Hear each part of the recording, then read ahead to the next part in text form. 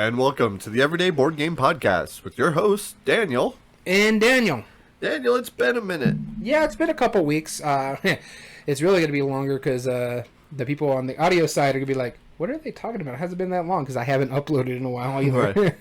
Well, they'll wait for those future episodes. But yeah, in between this and the previous episode, not too bad. A couple weeks. But yeah, that's okay. That's because I needed some time because my schedule had got changed for a little bit. Right. And you hated it so much you ended up quitting your job. I did not quit the job. I resigned.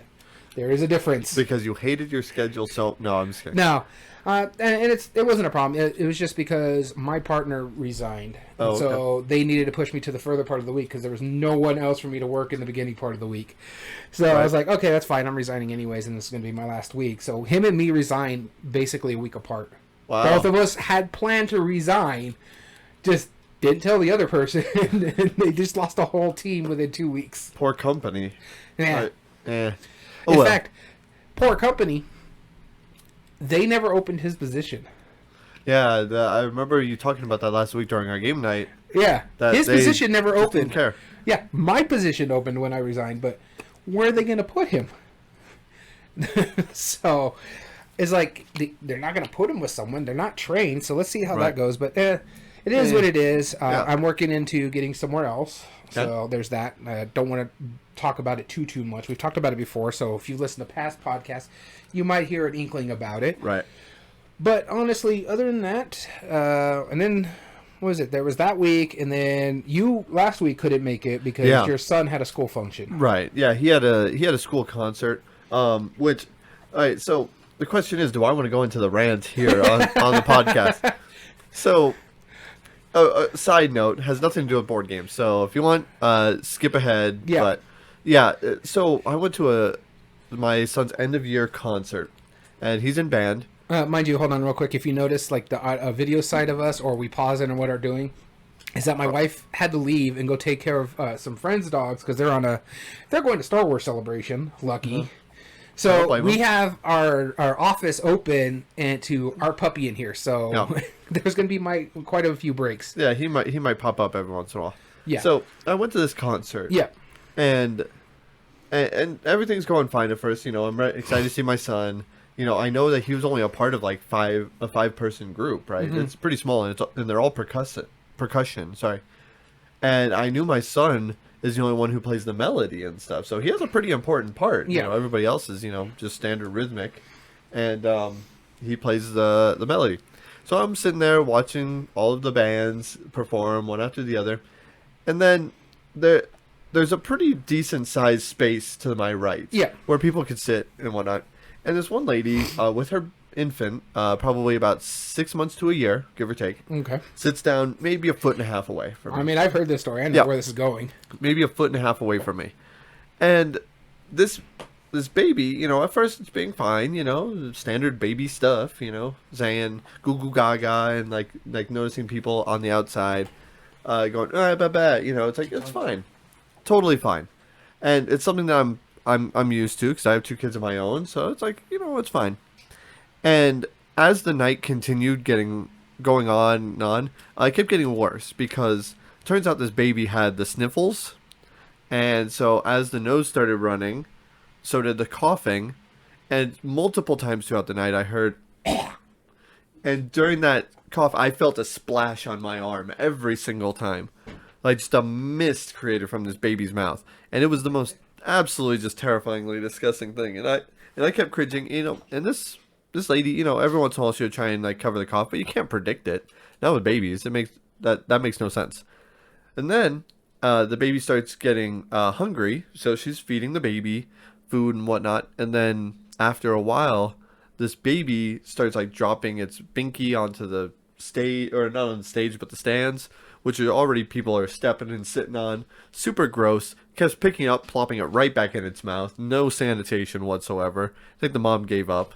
And then it was eating food, sticking its whole hand in its mouth, as babies do. Once again, don't mind that.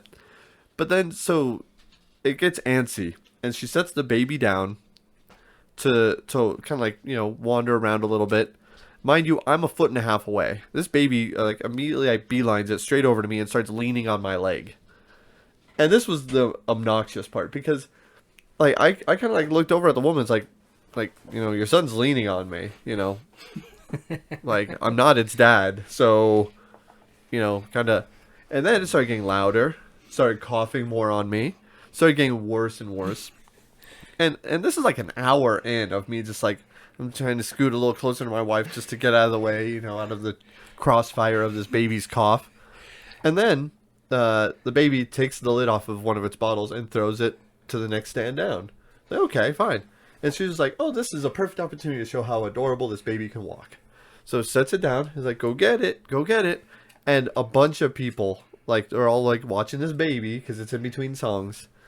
And the baby just walks over, foot and a half, reaches for the bottle top, and then immediately switches over and grabs just a stained Kleenex napkin. Like, and it was yellow stained. Like, that, I don't want to know why, but it was stained. And immediately throws it down on my feet. Like, right where I'm standing. It's like, okay, all right in between my feet. Really? Like, I'm wearing shoes, but... and she was like, oh, silly baby. And then just picks up the baby. And, like, cares zero about me. Like, at no point did this woman was like, maybe this is a bad idea. Maybe. And, and I can't help it. It's like, I gave the woman the look that says very clearly, look, I'm not upset at the baby. It's not the baby's choice to be here. Yeah. Which starts going through my mind. My wife is watching some of it as I'm just like, as I lean over to her and I say, this is why we're not having any more kids. Like, this is right here. Not because of the baby, but because nobody likes this woman right now. And I don't mean to be judgmental, but everyone within a 50-foot radius hates this person. And will for the next couple of years.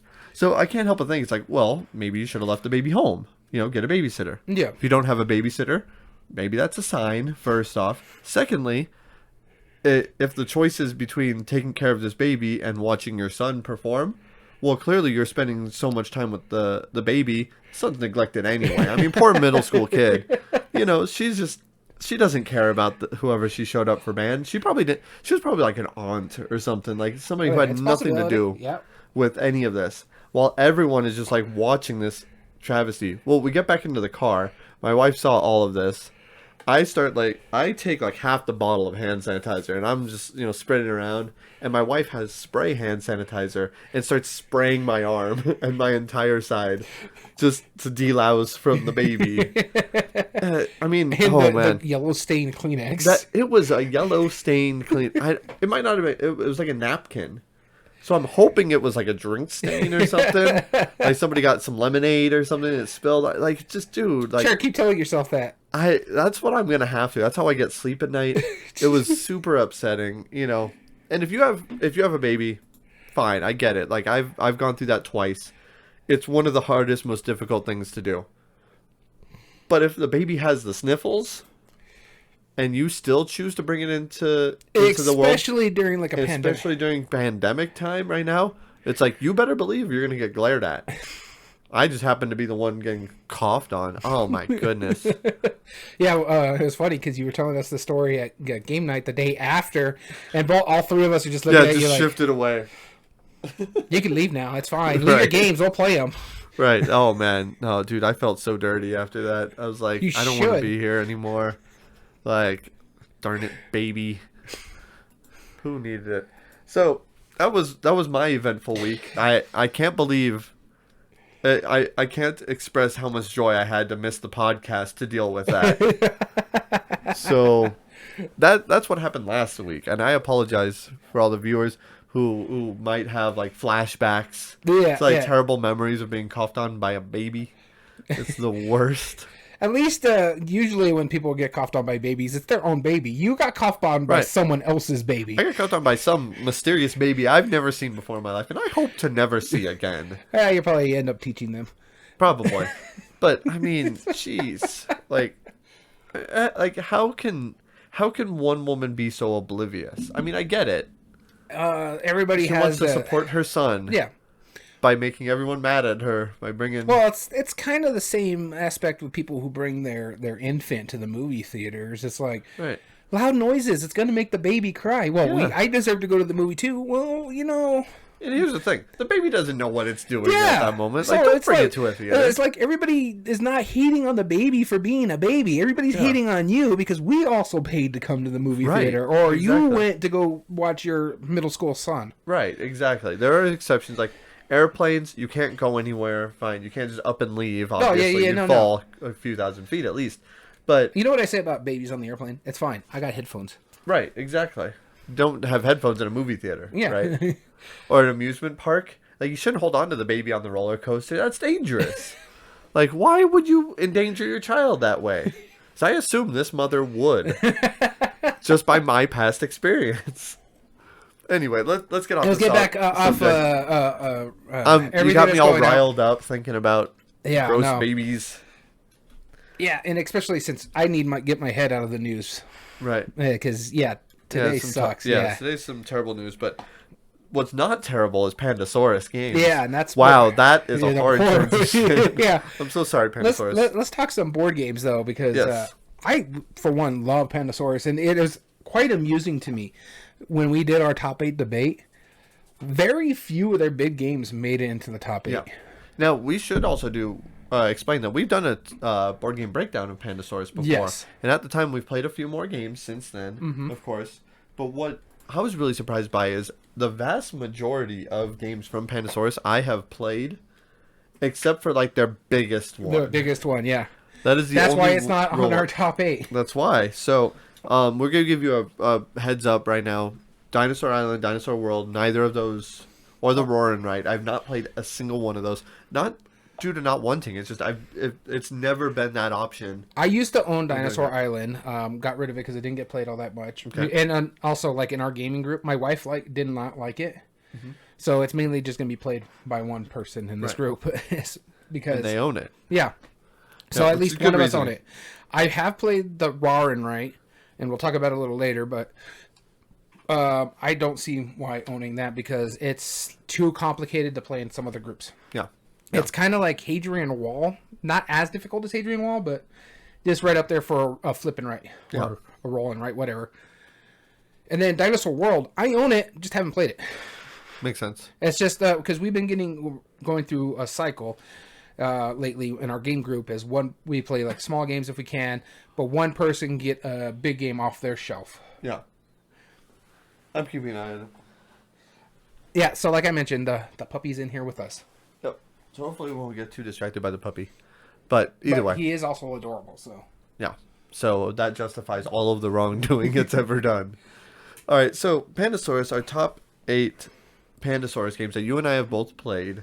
What we like to do with these top 8 debates, if you've never heard one before, first off, go listen to some because I think this is pretty entertaining. But thank you so much for joining. We picked the top 8 highest ranked on Board Game Geek games from a category, whether it be publisher, designer, artist, Whatever we can find on Board Game Geek, we try to do mechanism. it. Yeah. So we've done a lot of these, and this week we finally realized that we've had a pretty expansive list of Pandasaurus games. Some that you and I have both played, some that just you have played, some that just I have played. Yeah. And it's gonna be fun to hear those Also, as we talk. I am going to mention one that we have both played, but we Yes. barely remember to the Correct. point we had to look into our stats to see who won the game. Right. You. Yeah. We played Yido from Pandasaurus, and in full honesty, I don't remember a single thing about it. It wasn't memorable to vaguely me. remember it. Yeah, I'm sure it's a fine game. I don't remember at all, and this has been only since like 2020 that we've. Yeah, it was about started tracking in 2020. Yeah, because it 2019. was the Master Deluxe set, whatever Yeah. our mutual friend had gotten. Yep, and we played it, and it happened, and it was a game. It was a and game. that was the extent of my experience of it. I don't remember a single thing about it. Yeah, I vaguely remember it just because of the theme on it. I don't even out of all the feudal Japan games, is it Japanese? It is Yeah. Japanese, right? See, like I don't even know. But yeah, these other ones I think are definitely top notch. If you're a fan of Yido, cool, not a problem. I just don't remember it. Yeah, in the exactly. slightest. It's one of those things. Otherwise, it would have been on our list. Which means that since it's not on our list, another one's creeped in. I can wordly good. Yeah, and what's nice about it though is I'm looking at this list, and we've talked about a few, but I don't know if we've really argued any of these in a top 8 debate. Very few, if any. I think one has been, or two have been in a top 8 debate. Yeah. Yeah, I think so. So this will be some interesting arguments, just to test to see how much we remember about them. Yeah. And it's probably a good sign if we do. Yeah. But more so. I remember a lot more of these than Yato. Yeah, absolutely. 100%. These I can picture. One of them I can't stand. Yep, same here. I know one of them you can't stand. Wait, are they against each other? No. Oh, no, okay. Never mind. I was thinking the other one. Okay, no. Yeah, I mean, we'll just have to make compromises. Yeah, no, I agree with you. Just that was. So let's tell the people what we're going to be arguing. Yeah, let's go into it. So our number 1 seed is Silver and Gold, the Phil Walker Harding game, which we both adore and love. And if you could find a copy of that, go out and get it, because the Pandasaurus is not going to reprint it for the time being. So if you can find it, get it. Yep. And that's going up against our number 8 seed, who squeaked in because of the Yeeto veto. The Yeeto veto. Yeeto veto. I like that. The Wayfinders, which actually is an interesting worker placement, right? Yeah, to a degree. I mean, it's almost like a Jorvik. Yeah, it's kind of hard to describe exactly what it's doing. I know it's worker placement-esque. Right. And that goes into our number 2, which I know you don't like, the Mine.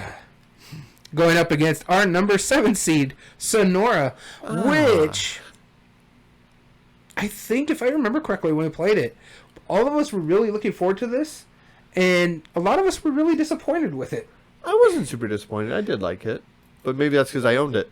Oh, yeah, I think it was more along the lines of it just wasn't what we were hoping it would be. It was not as big as we thought. Yeah. And it's going on to our number 3 seed. Wasteland Express Delivery Service. This is the game you do not like. No, not at all. And it's going up against our 6th seed, The Game. What game? The Game. Which game? The Game.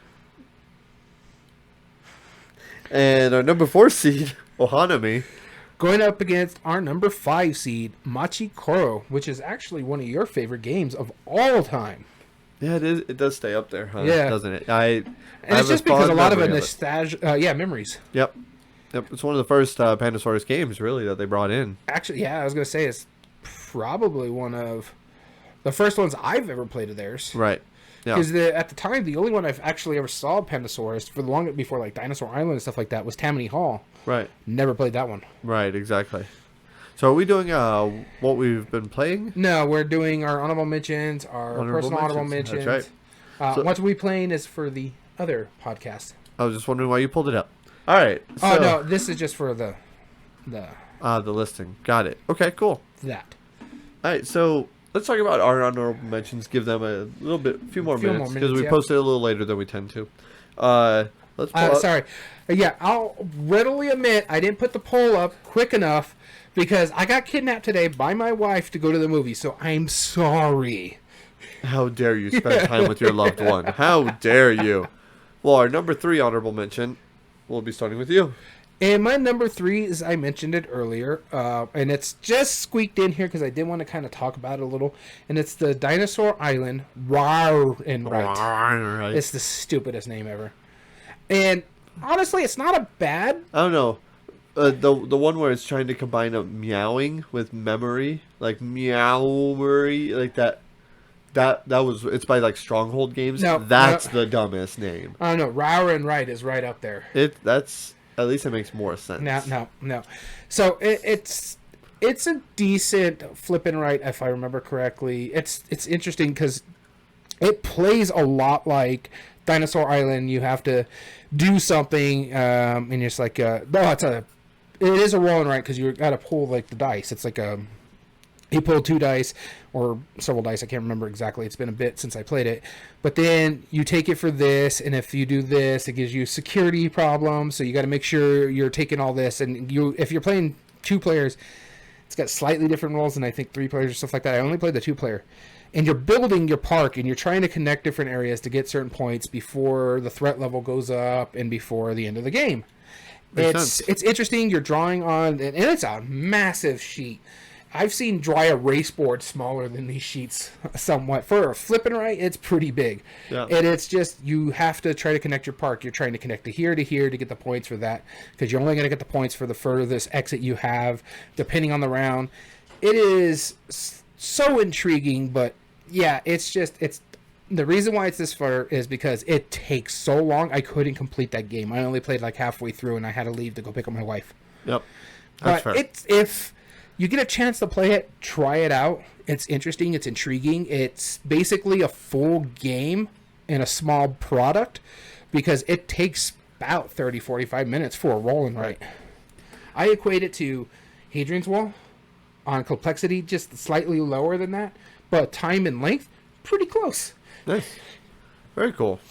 So that was Dinosaur Island, Rawr and Right. Rawr and Right.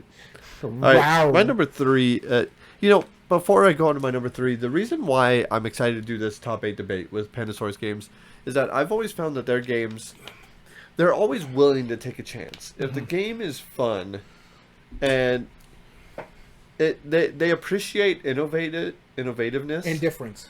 Yeah, they always appreciate when people come up with a new concept or a new idea. Like, and that sometimes unfortunately fails with them. Like Coaster Park is a good example. The roller coaster just didn't work. The other one, Control, abstract strategy game, really cool game. The pieces just didn't fit together. Yeah. So that's a problem. And and so we played like a 4-player game of it, and we were having a really fun time. And then a third of the board fell off. Just because of the way we built it. Yeah. And it's just, it is what it is, and there's no other way they could have solved it. But they were willing to take that extra attempt at making it very intriguing. Yeah. So, my number 3 is a game that does that in spades. And it's a game that was designed, the designer, her goal was to play a game with her uncle who was blind. I knew this is going to be on your list. Yeah, it's such a cool premise. It's called Nyctophobia, and all the players play blindfolded, except for the hunter. So yeah, but I really like how it's really innovative and how it works, because Nyctophobia, the designer, they have it where everyone's blindfolded, and the one player who is the hunter or the vampire, whichever version you have, is basically changing. Can you hear me there? Is basically running the game, kind of like a DM in like D&D, for example. Yeah. However, what I like about this is that the DM or the hunter, they can't win by finding the other players because they can see everything. So that's just super easy. And their job isn't necessarily to win. Like, and they kind of express that in the rules. It's like the hunter's job is to create a fun situation. But the way a hunter wins is if they stand next to a player and that player chooses to go in that direction, thus entering the hunter's space. Gotcha. And so it's smart how it works. It came out like not too long ago before COVID. Mm-hmm. It got rave reviews, and then COVID happened, and nobody wanted to touch each other because the hunter has to move the hands of the players. It's a really innovative game. I like it a lot. I love what it's doing. I like the message of the designer of how they're doing it. And I think it's a decent game. It just doesn't hit the tables that much because nobody wants to touch each other. Yeah, no, I'm good. I mean, board game night, you don't normally just like sit in darkness and touch each other randomly. Yeah, exactly. It's kind of weird. Yeah, it's a little bit tricky. There's only a few games that I could pull that off. Especially now this time German frame. Jenga, that's one. Excuse you, sir. Get down. All right. What were you saying? It's kind of weird, especially in this day and age where, you don't just want to randomly touch strangers. Right. It's weird. I've had to quell that urge years ago. Anyway. Well, I'm saying it's like something you could show off like at a game night in a store and stuff like that. It's just, you got to be more intimate. Wrong choice of words, but... Right. And by the way, for our audio listeners, I made a very clearly sarcastic face at the camera, just to be clear. So we're all on the same page here. As I'm being attacked by the puppy right now. So moving on. this episode's just gone off the Yeah, rails. We're done. Well, we're talking about like random babies and Random puppies babies. attacking me right now. Yep, it happens. All right, next one, number twos. Number 2, starting off with you, sir. And my number 2 is one we've mentioned earlier. It's the big one that you haven't played. Yep. And this is Dinosaur Island. Now I have not I played. didn't expect this to be on your list. I haven't played Dinosaur World, and again, Dinosaur Island. I used to own it. Once I got World, and since Island never really hit the table, I decided, let someone else have enjoyment with it and sold it. I like the game, but it is a long process because you have to play it over 5 phases. You're rolling your dice, you're taking your DNA, you're creating your park, and then you got these random people that are coming out of a bag, and if you got, I think it's called hooligans, they're basically the bad things that happen in your bag, and they can destroy your park. You got to make sure you have the security threat. It is a long, involved, processed game. But the component quality is amazing. The screen printed dice, I didn't think I was going to like that. It was basically like stickers on there, but they're like really nice. Yeah. And so it is enjoyable, but for its length, it kind of overstays its welcome. I heard Dinosaur World kind of is in that same process, but also it's more streamlined than, say, Dinosaur Island was. So, yeah, so for me, Dinosaur Island is really good. I really want to try Dinosaur World, but there's a reason why I don't have Dinosaur Island anymore. It never really hit the table. Would you stop? Fair enough. Yeah, I do need to get this. I need to try this for sure. Yeah, it's really good though. My number 2 is is the most thematic abstract strategy game just about anywhere. It is incredibly thematic, but it is an abstract game. Just very recently came out, and it's a 2-player strategy game about time travel. Oh yeah, you told me about this one. Yep, it's called That Time You Killed Me. So basically the story is you've both invented time travel, or so you want everyone to believe, and the only way you could do that is by going back and killing the other person who's claiming to do it. Unfortunately, that's your opponent for them, unless that's you, which they're going for you as well. So it's a simple concept in what you're trying to do. So imagine a 4x4 grid, and you win if... The dog's having a blast over there. Yeah, he's chewing on my arm. Yeah, you win if you eliminate your opponent's pieces from 3 of the boards. And the way you eliminate them is simple. When you enter their space, you push them into whatever's next. So if there's another copy of you on the other side of them, well then you push them in. Or you push them into you, and thus they get destroyed. However, if you push them into another copy of themselves, that causes a paradox because now 2 copies of you have entered the same timeline, and then thus destroys both. Or you can push them off of the board or into a wall, basically is what it is, and smush them. So there's a lot of different ways you can destroy them. However, you're playing across 3 boards. And so on your turn, you can take a couple actions, which can involve moving, or it can involve time traveling, which this is the interesting part. If you go forward in time, doesn't make a copy of you. If you go backwards in time, it does make a copy of you in the timeline that you just were. So basically, that's how you get extra pawns onto the board, is by going back in time. But you only have a set limit of how many you can use. So it's really neat how it works. And then it has 4 different sealed boxes inside of it that you unlock after a few games. It's technically trying to play into a legacy thing, but it's really, it's regardless of the point. But I've played one of the boxes, and I have really enjoyed my time doing it. The only reason it's not higher up on my list and not my number 1 is because there is times where you might stalemate while playing this. So you might stalemate the game where you both agree that it's we're just going to keep going back and forth, and it's going to end up being a tie, in which case I encourage you to just play it again. I've never liked that in games. Yeah. I wish that there was a tiebreaker, but I guess there's really no way you could. Yeah, especially with the time travel aspect of it. Which I forgot to specify as well. No, sir, I will not get down. All right, I forgot to also specify is that once you make your 2 actions, then you must pick another timeline that you are going to act on your next turn.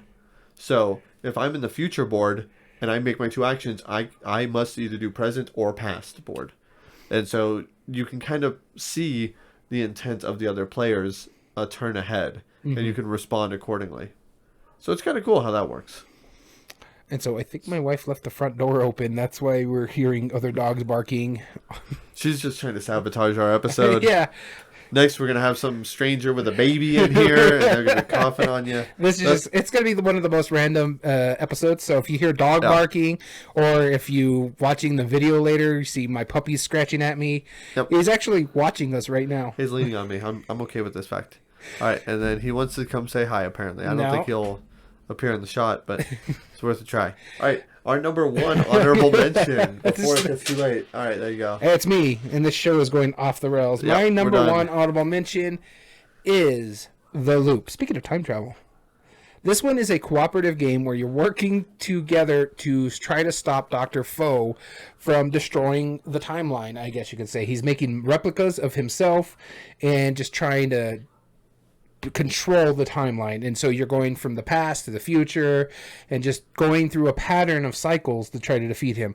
You cannot lose 3 locations. If you do, you lose the game, or 1 location twice, because he basically creates a paradox if you lose a location.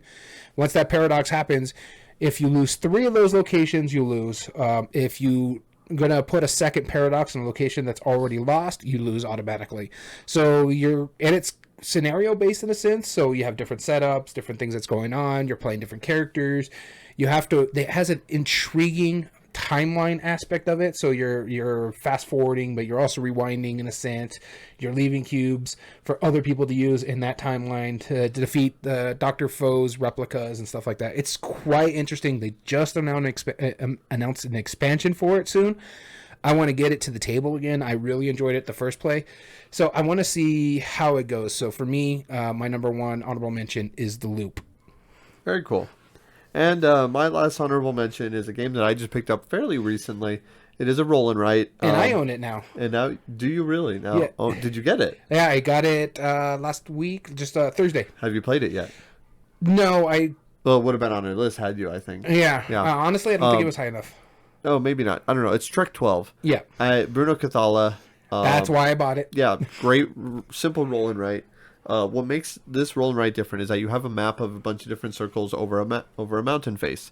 That consists of your routes. What you're basically trying to do is you're trying to roll some dice and get certain combinations of numbers, because you want to group numbers together. You also want to group consecutive numbers together. Mm-hmm. So, for example, I might make a group of like 4 6s, right? Yeah. And that's going to score me a total of 9 points, because you score the number of the grouping it is, plus 1 for each additional space after the first. Yeah. So the first one is 6, 7, 8, 9. There's a total of 4 and 9 points. But that could also be part of another group that is consecutive number. Like, let's say there's one of the 6s, then there's a 5 next to that, then a 4, then a 2. Yeah. Or, I'm sorry, then a 3. Same thing. Math. You take the highest number and then plus 1 number from each of those. However, you're going to get a -3 penalty for each location that you put that has no combination of those. So if it's like its lone self, it's kind of tough. And then some of the boards add in extra spots that have like darkened circles. Those can only be the numbers 1 through 6. And then the other spots can normally only be 1 through 12. Because if you make a number that's higher than 12, which you can, then it's automatically a penalty. Yeah. So now let's talk about how the dice work. So one die is normal D6, 1 through 6. The other die is a 6-sided die, but it's 0 through 5. And on your turn, when you roll the 2 dice, everyone gets to pick, are you going to take the higher of the 2 numbers? Are you going to take the lower of the 2 numbers? Are you going to add them together? Are you going to subtract the lower number from the higher number? Or finally, are you going to multiply them together? Yeah. So you take one of those combinations and you put it in there. And you're thinking, well, why don't you just always take either the high or the low? Like, that seems just easier to work with. That's the problem. Each of the maps only have 19 spaces. Each of those options, those 5 options, you can only take up to 4 times. So once you've used all of like the highest or the lowest, you must start choosing other options. So you kind of back yourself into a cool little corner as you're balancing things. You're like, okay, well, like I could put a 0 here. So I could either minus the 0 from the 3 or multiply it to make it a 0, or take the lower number to also get a 0. That's a tough choice. And yeah, it's so cool how it works. There's also a separate free solo mode, as they call it. And then there's also an expedition, which has like envelopes that you unlock as you're playing a campaign. That's the expansion, no? No, the base game comes with Wow. comes with I haven't envelopes. even opened The my box. expansion adds another map on top of that, plus about 6 more expansions. Yeah, or because 6 more envelopes. Yeah, because my box is actually still in the box sitting on the table over there that I have to unbox. If we have enough time, we'll bust out later. Yeah, we'll see. I doubt it. You have to get ready for a trip, and we've already wasted quite a bit. Yeah. But, oh man, no, it's super neat. Honestly, I was gonna put Manchikoro Legacy on my list, but this just is so fun. And Manchikoro Legacy had one specific problem that I had against it. Yeah, is that we played, I think, 12 games, and I won 5 of them. Another player won 5 of them, and then the other 2 players each won once. Like, it was a huge difference, and it was pretty random.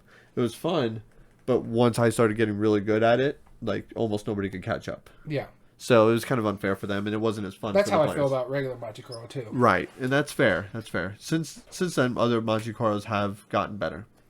But I digress. Trek 12 is my number 1 honorable mention. Let's talk about the fan honorable mentions. All right, let's see if they have any. As always, we post this on the Board Game Revolution group on Facebook, and on Facebook we let people add comments or even add their own and specify why they like one, or add in other ones to the list. So the very first one that I see that was added on is your honorable mention, The Loop, which also has 5 votes. Yeah, it's getting up there. And again, we put this up a little bit late because, I went to the movies. I'm sorry. Right. I went and saw Doctor Strange. In your opinion, would I like this game? Do you think? Yeah, I think you would be intrigued by it. It's just, it's a co-op game that does co-op pretty well, I think. Like co-op. It's got an interesting art design I really like. Right. The cube tower, it's okay. That's what sets up the paradox, so it could be a little bit on the lucky side of things. Sure. I like cube towers though. It's really interesting because you have to rotate it, and when you're dropping cubes to the top, there's 3 points that it can slide out, and it's this, and this. Those cubes are what causes a paradox. So if one place gets too many cubes, it gets into a paradox, and then you can only put so many cubes on there again, or you lose that location. And so it's quite intriguing. I like it though. It's pretty good. That's cool. What's our next honorable mention? Our next honorable mention is one that we're talking about neither one of us has played, and this was added by Jeff, and that is Dinosaur World. I want to try it. It's interesting because it's hexagonal now. The locations are hexagonal when you're putting it out there. So they do different things, because the other one, if I remember correctly, you already had your park and you're just putting little tiles out on it for like fences and captivities and stuff like that. Yeah. Which... Now, and you get little dinosaurs to put into it, and this is off topic again, but I just saw a post about the zoo one that we just played, Ark Nova. Oh, yeah. Our biggest complaint is that you couldn't really see what you put in there. You just have to remember. Someone bought little animal minis that you could put on there if you built that animal. So I'm like, that's smart. Dinosaur Island does that. I don't know why Ark Nova doesn't. This way you just remember what you put in there. It's already a $100 game. That's true. Yeah, they spent all their money on artists. Yeah. Making really good art. It's really nice. Yeah. But Dinosaur World, yeah, it's really good. I from what I hear, I haven't played it yet. I want to try it. I really like Dinosaur Island, and I heard this one replaces it. Cool.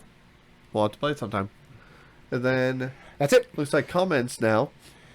Terry specified, Wasteland Express is so fun. The insert for the game is amazing too. Makes the setup and playing so much easier. And that'll be brought up during the debate. But the insert is nice. It is. It is. Next up, Shane said The Loop is just crazy time traveling mayhem, and it's a great game. And I agree. It's a fun co-op. It doesn't do anything really new, doesn't do anything different. It's just fun. Good. And Robbie added, I actually really enjoy the mind. Such a simple concept and so engaging. We'll see. Hey, I kept my nice comments. I kept my mean comments from Wasteland. No, you didn't. No, while we were reading just now, I sure did. I kept it to myself. No, I'm didn't. saving it for the debate. I just say because it is a simple concept. I'll give you that. Oh. I don't know about engaging. You're just playing it wrong. I played it with you, so that explains a lot. We'll get into that soon. We'll get into that soon. Anyway. All right. Our first round, the way this works is that we get the top 8, as we said, games that we have both played. I'm one. Why do we take the top 8 that we've both played, and not ones that either of us have played that's ranked higher. This way we can have a good debate. We have to be able to be succinct in our point in making an argument, because you and me are going to choose a side. We're not choosing the side. The side is chosen for us. But this way we can make an argument for either one of the games. If I played a game, let's just say Dinosaur Island. I've played it. I know how it works. You don't. You just have to take my word for it. It's not going to work. It's not going to be engaging. It's not going to be a debate. You'll just be like, I got to take your word for it. Yeah, exactly. Which we've done before. Yeah. And that's also why we took out Yido, because we're like... I remember more than you do, but even then, I remember it's... 0. Yeah. All right. Good deal. And so we also break it down into 5 different criteria as well. To help take the bias out. Which we will be implementing. We will need to be implementing into two this. games on this list. Neither one of us like. One that you don't like explicitly that we've talked about, and one that I don't like explicitly that I just grumbled about. So we're going to have to definitely take our bias out of it. We'll do our best. Yeah. But the first category that we rank it on is ease of play, which also breaks down into simplicity and familiarity with the mechanisms, likelihood to getting to the table, and prone to analysis paralysis. And what that means, that's a negative. So if the game makes you freeze up and thinking too long in between turns, that really takes If you win that one, it's a bad thing. Right, exactly. So that's ease of play is our first of the 5 categories. The next one is replay value. This is the length of time and scaling well for all player counts. Okay. So we were just talking about this last game night. There was one game our friend wanted to bust out, but then he found out it's like an hour per person to play. In a 4-player game, that would be 4 hours. Yep. So he's like, nope. And that's what we're talking about. Is it make it longer the more people you add. Right. Next up is minimum number of plays for the full experience. Campaign games are going to have a better shot at this than most, because you're going to have to play more of the games to get the minimum number of plays. Expandability. This is already existing expansions, up to 1 possible future expansion, as well as expansions that have been confirmed by the designer or publisher. Right. We say something like Wingspan. They said there's going to be all 7 continents are going to be represented, and that means there's 6 expansions coming, and there's only 2 out right now. Exactly. Or 7 continents, so 6 expansions. Yeah. Yep. So yeah, it's going to be crazy. Yeah. Meaningful choice. This is where the nitty gritty of the game itself really matters. First off, how does your gameplay impact other players' strategies? Are you playing multiplayer solitaire? That's kind of a knock if that's the case. Or are you hate drafting to make sure they don't get something? Right, exactly. And then impact on your long-term strategy. Are you playing entirely off the seat of the what's the expression? The seat of your pants? Oh, the seat of your pants. Yeah, there you go. Sorry, I had to have you add the pants part. So the question is, what I do now, will that affect the future part of my turns? Or am I just kind of winging it?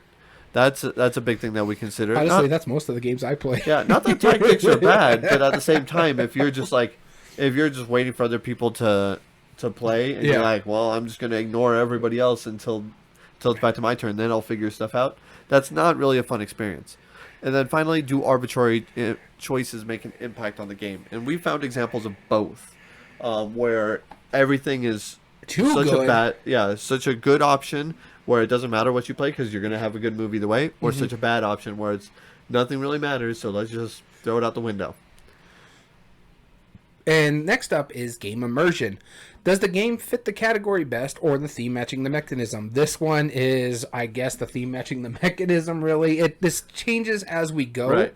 Because if we're talking about a worker placement game, then we want the theme matching that mechanism the best. And this one, since we're talking about different games, we have to go with, does the theme match what the mechanism is in this one? Because they're all going to fit the category best. They're all Pandasaurus games. Right, so, exactly. But so it's just interchangeable on that one. Next up is player interaction. This includes table talk. This includes role-playing your character as you're playing. If I'm playing Gloomhaven, do I really feel like I am the Cragheart? This is my character that I've built and what I've grown through. Stuff like that leads to the next criteria in this, memorable moments. What is going to be that moment for you to stand up and shout in a full game room to get everybody to turn their heads because you made an incredible play? This has happened before, and the Game Head Geek hates it every time we bring this up. Yeah. No, so an interesting thing happened. I'm an elementary teacher, and we were doing a thing called a Kahoot. Do you know what that is?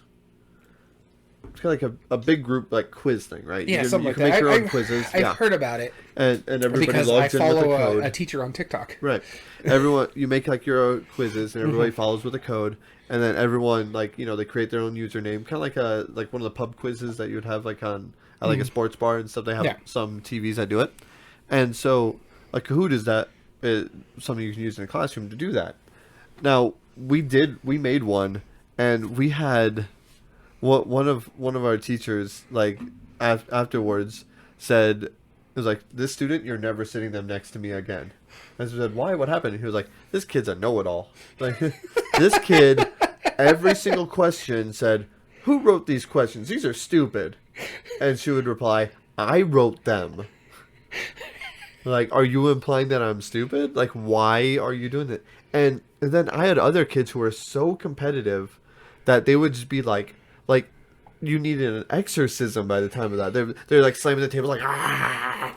Like screaming at the top of their lungs for some reason, whether they got the answer right or wrong. It was the strangest thing. That's memorable moments. Our next category is art and production. And that's very simply the art. Some is subjectively better than the others. In all honesty, this is going to be difficult on this point because all of these have really good art. And components. Pieces and components is the next one, which of course if Control was on the list, then it would be knocked for that. That's an example. Yeah. And then finally the graphic design, which once again Pandasaurus tends to excel. Yeah. Which is weird because I'm looking at this list and 1, 2, like half the games have, or no, 3 of the games have a board. The rest are cards. Yep. Yep. And Sonora's when it comes to the board. Right. So, and then finally, when it all's said and done, and if we cannot come to a consensus, we go to the tiebreaker, which is you guys. So you have to pay attention. If you're not on it, join the Board Game Revolution on Facebook. We always post a poll every time we do a top 8 debate. Vote on it and help us break that tie. The highest vote moves on. That's right. So with that being said, go ahead and get out the Cup of Doom. I am going to get the Coin of Doom, as you saw earlier. I still don't know what happened to the Cup of Doom, so I'm still using the... That's fine. It'll turn up eventually. Yeah, I don't know where it went. Yeah, so you're going to shake those up. We're going to flip the coin. Daniel, I'll be starting our first argument. Our first round will be Silver and Gold versus Wayfinders. Wayfinders. And I'll be arguing for Wayfinders. So, speaking of games that have a board, one of the few. And it's not even board. Isn't it like modular? Yeah, it's modular tiles. And that's what makes it interesting, is that each of the tiles has different ways of scoring. Mm-hmm. You're effectively kind of like path building in a way. You're sending workers out to different spots to get resource tokens that lets you go out to these different spots and score victory points by gaining control of them.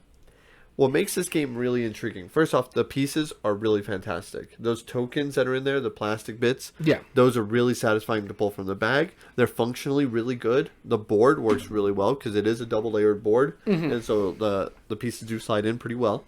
The tiles are fine. They're functionally really pretty. Yeah. The art is fantastic. And what sets us apart from most is that when you put out your worker, you are specifically trying to guess what spot you're going to score from.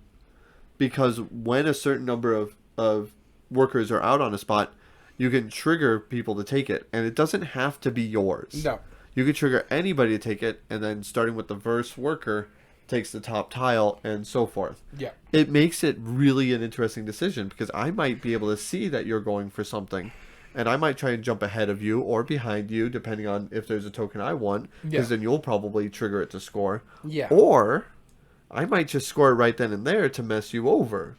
And like that's hate drafting. It sounds like really bad hate drafting, but it's not. It happens so often. Yeah. And you're still getting something from it, right? It's not like you could guarantee a spot in certain circumstances. Yeah.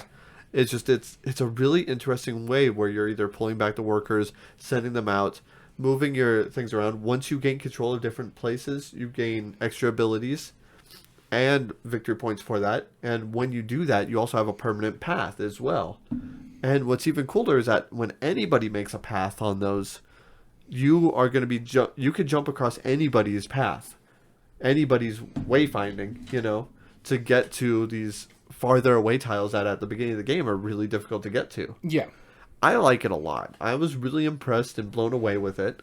It's definitely worthy to be on this list more than some of the ones that are even on there already. Yeah, I agree with you on that. Bias aside, it's I agree with you on that. Like, people don't give it enough credit for how ingenious it kind of is. Honestly, yeah, I agree with you that Wayfinder is really good.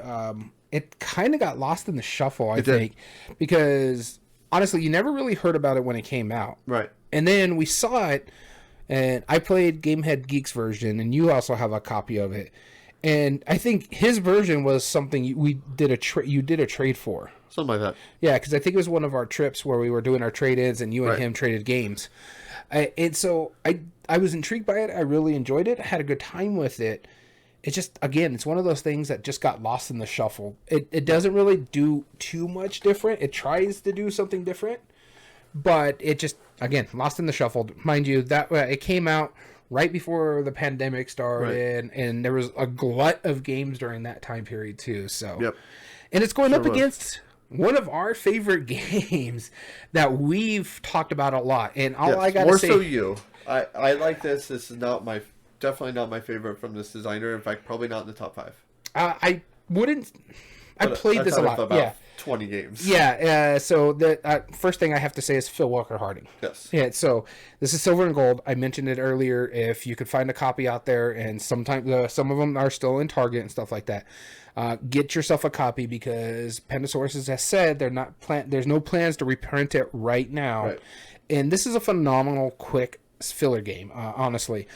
And this is, like I said, Silver and Gold. It does flip and right. You're just marking stuff on your thing, trying to get the most points at the end of the game with some bonus points if you score them properly. It plays in 4 rounds. And yes, I did talk about it a lot because it's one of the games that we just played a lot, especially if I go over to a friend's house, we're swimming. We needed something just to kind of kill time after where we're eating lunch, after we were swimming. Yeah. This is something that just combusts out easily, play real easily, and go. And so it's got a buried treasure theme on it, and you can see some of the games that he's come with after this game where he took some of the stuff. Case in point, the Game Right game, Super Mega Lucky Box, shows it. There's a new Phil Walker Explorers has this aspect of it where it's just bigger games based off of this. Right. You can see let's do the small, succinct game, see how it goes, and then we can do these other games that branch off what this does. And it's phenomenal. I really enjoy it. It hits a lot of ticks for me. And for me, this is the one that should move on. As much as I like Wayfinders, and we'll probably have to go through the breakdowns just to make sure. Yeah. But there's a lot of good stuff in this game. My only counter argument with this is that, and you brought it up like with Super Mega Lucky Box and Explorers, and I was going to say the same thing. That's effectively been replaced by those 2 games in my... I'm not the biggest fan of drawing polyominoes on a board. It's fine, but it's just still not the best. And you're not really drawing polynomials. You're marking the polynomial off. Yeah, I know. You're marking them off, but it's just like... That's been done in some games, and it's fine. It's okay. That's not my draw to it. My draw was I like the buried treasure theme of it. Yeah. And...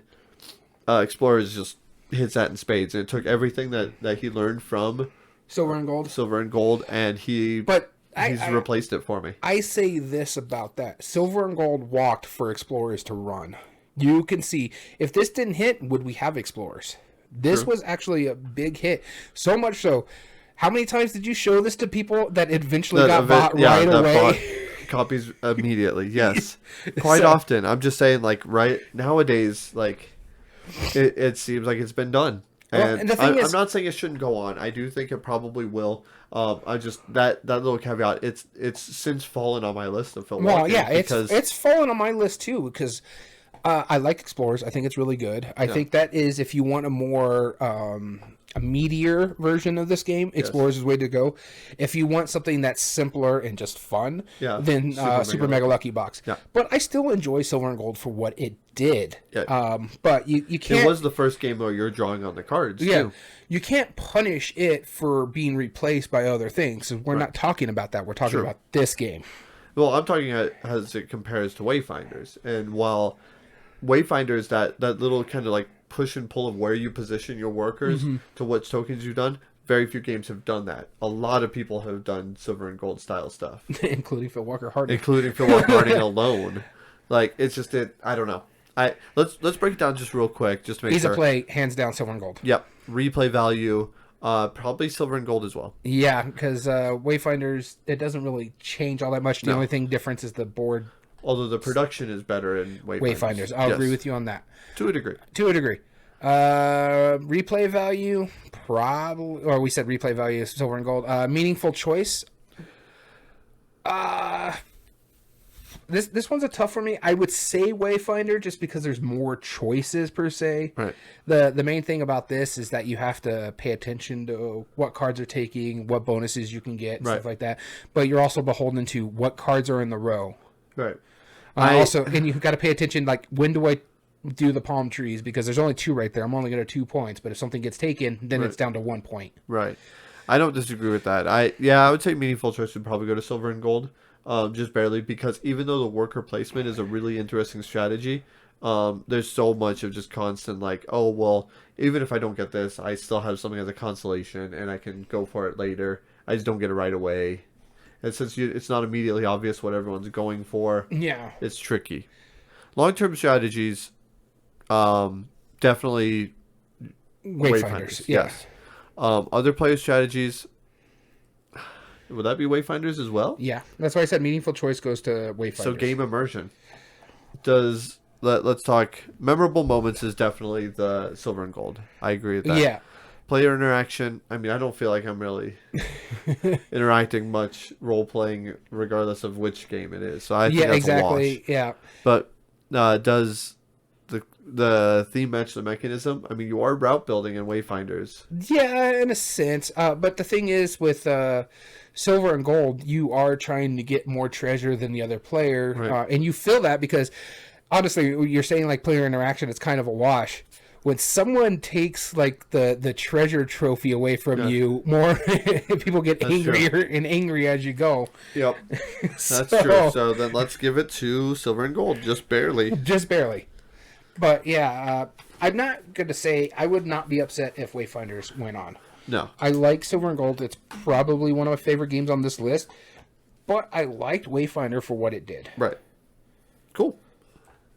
All right, so our next round is going to be contentious. It'll be The Mind versus Sonora. Well, you guys like it when we argue, so... That's right. So let's see. I will be starting us off on this debate. Let's see which one I will be arguing for. You are arguing Sonora. Which means you're going to argue The Mind. You're not going to argue it that well, but that's fine. Because I know... I will argue it as well. Right. But Sonora. So, Sonora is a really interesting flick and write game where you flick your token into the board, trying to get it in certain different regions. Your discs are numbered from 1 to 4, and those numbers do matter. And you can also flick your other opponent's pieces as well. So there's different categories. There's 4 quadrants of the board, which correspond to the 4 quadrants of your drawing map, where you are activating like 3 or 4 different regions of the Sonoran Desert, whether it's a creek or an arroyo, as we know it, whether it's like the nighttime, like Badlands, whether it's just looking around. I forget the 4 off the top of my head. Yeah, I know what you're talking about though. And each of those 4 has a very different way, depending on your number, on how to actually put symbols or mark off pieces or whatever. It's basically you're playing 4 simultaneous roll and writes, except you're not rolling and... it's literally flicking. A flick and write. It's a dexterity and write game in essence. Right. It's intriguing for what it was doing. Yeah, it's pretty. It's definitely pretty. It works well. The components are decent. The board... It's okay. You know what my least favorite thing of that game though The is? sticker on the bottom of the board? No, What? the rule book. I don't remember what was wrong about the rulebook. It didn't read very well. It took us like multiple times to go through it to figure out there was like some how ambiguity this there. scoring works, what happens here. Right. I do remember that. That's right. We were a little confused the first time we played it. But my least favorite part is that the board is made up of cardboard with a plastic frame on it. In the sticker. But the cardboard part of it has a hole where you can flick your disc into and you get like an automatic like bonus. Like crokinole. Yeah. Yeah, but in order to keep it from falling through the board, they just put a sticker on the bottom. It's like it works, it's functional, it's fine. It just that seemed cheap to me on one end. But regardless of that, honestly, it's really inexpensive though, game. so that's probably what they had to do because they wanted to keep the cost down. Yeah, exactly. Because at the time it was what, $30? It's a $30 brand new game, yeah, which is awesome. Like the great components for that. Yeah. It's so innovative. Once again, that's what Pandasaurus does. It's completely different than most games. I will say it was intriguing because it was doing something right. It's not doing a flipping right. It's not doing a rolling right. You actually are doing a dexterity version of that kind of style. It just didn't hit properly for me. I like it more than the game I got to argue, but okay. So this one is The Mind. And I'll say this right off the bat. I am not a fan of this game. Yeah. But it's intriguing to me because it's one of those games that are getting other people into the hobby because of how simple it is. You can't talk. You're basically just trying to score numbers in successions and over certain rounds, right? It's just like the first one is like 20 cards and so forth. No, it's like 1 through 100. Your round is how many cards each player gets. So oh, that's right. First round, everyone gets 1 card. Second round, everyone gets 2 cards, yeah. etc. You have a certain number of rounds based on the number of yeah, players. So it tells you how often I played this one. Yeah. But I get what it's doing. I like what it's doing. It's something that's so different out there. Yeah. There's another game on this list that kind of does what it does better, I think. But it's intriguing what it's doing. It's real simple. The only thing is you cannot communicate. You have to play your cards in order. The whole group have to do it. Yep. And you have to be like, oh god, no, and you can't say anything. So the whole time you're just sitting there like,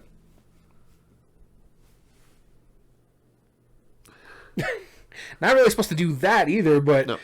You can't clue into other people. But there is times where you just see people lay down their cards and not look at them like, yep. That's the entire game. That silence you were hearing is the entire game of The Mind. But it works. One of the reasons why I don't like it is that, to me, it just feels more of an activity than anything. Right. But also, I don't like games that give me that much stress. Hanabi is another one that just, in my... Do you dislike Hanabi? Or no, I loved Hanabi. But okay. But it gave you that that kind of stress. I'm a big dude, and I'm getting up there in age. I don't need heart palpitations while I'm playing a board game. And this does it. And then they made it worse by going extreme. Yeah. I don't know what the extreme version is, but yeah, they just made it worse. There's a few categories that does it. But it's a phenomenal game. It's intriguing for what it's doing. I was pretty much okay with trying it, and I'm glad I tried it. But it's just not something for me. But if you like it, have all the fun. Just don't ask me to play again. Fair enough. So I'm going through the criteria. Honestly, I hate to say it, but I think The Mind moves on just because of what it does. It's simpler to play because the rule book makes sense in that one. Yes, it does. It's a very simple game. There's a lot of meaningful choices from when you're not talking in that game. Considering there's no communication, the meaningful choice level is pretty top notch. Like it's not just like War where you're just playing cards. No, like you legitimately have to think about what you're doing and how other people are like kind of like showing their body language and trying not to like portray what they're doing. Yeah. It really does. The whole premise is that you're trying to read people's minds. That's really kind of what you're doing. Yeah. In a way. Yeah, and it's actually I will give this for this game. Yeah. It's so you know how like people do those work retreats and stuff like that to build like the teamwork bonding stuff.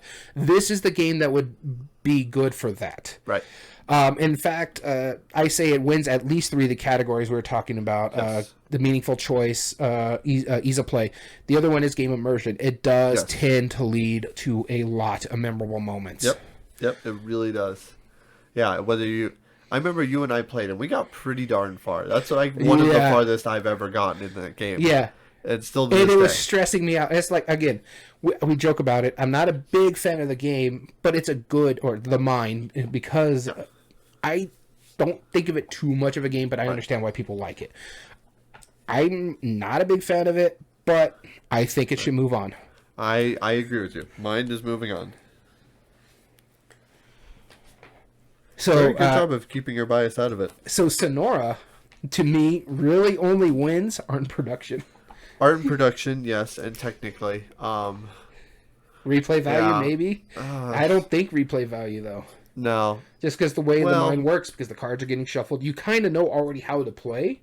Yeah. But because it's so different. Yeah, each time. Yeah. Because you don't, even though you know how to play the game, or you know how to play the mind on the first round, doesn't mean you really know how to play it. Yeah, doesn't mean you've really experienced it. Like when you've somehow worked with your group and got to like level 8, and you guys are like really rock starring it, that's when you've experienced the game. Yeah. So yeah, I agree. Our next one is Wasteland Express Delivery Service versus The Game. The what? Yeah, The Game. Which game? Yeah. Who's starting? I'm so sorry that this is going to be an ongoing bit. That's me. Please not. You got The Game. Oh, okay. Shoot, okay. No, the game. The one you don't like. Oh, okay. That's just kidding. You got The Game.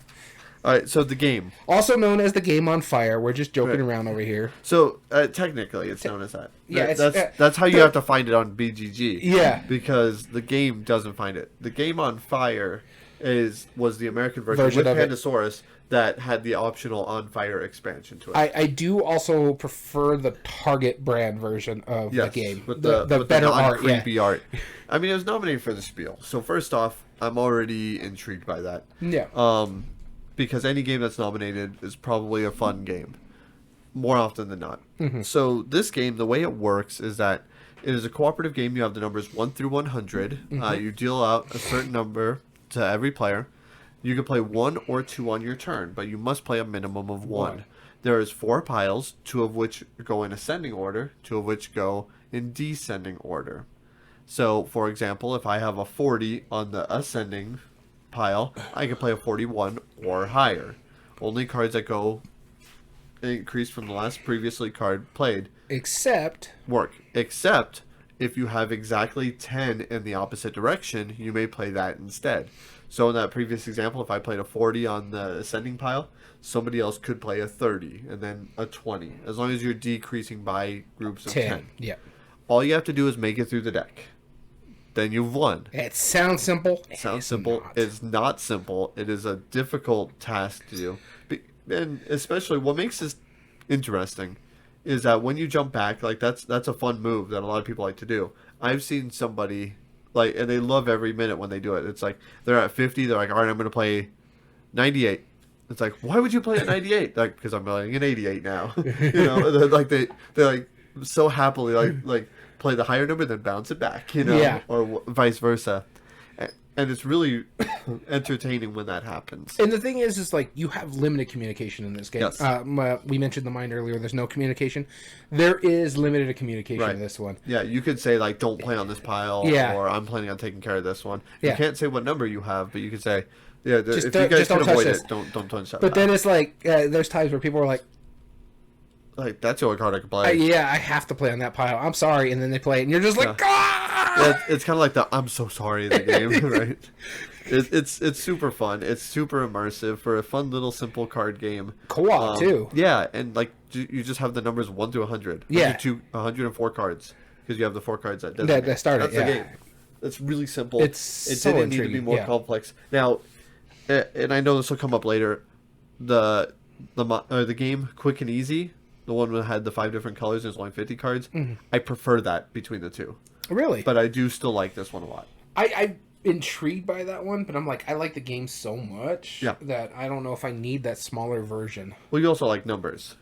And for some reason, like people going ascending and descending, and then like can only go 10 in the opposite direction, that breaks a lot of people's brains. Yeah, it's quite hilarious. And which is funny, but it's not like the other one, the game Quick and Easy. You have 5 suits of cards, 5 colors. Okay. And you can play. You have to go in order, and there's only one pile for each.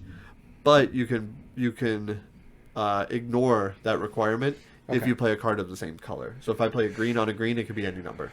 Well, I get a bit talk about the game that you hate Yes. a lot. Okay. I will do my best to take my bias out of it. Excuse me while I meditate. Wasteland Express Delivery Service. I hate it. Now, Happy place, happy place. I know part of the reason why you hate it. I really enjoy it. Our mutual friend Dom enjoys it as well.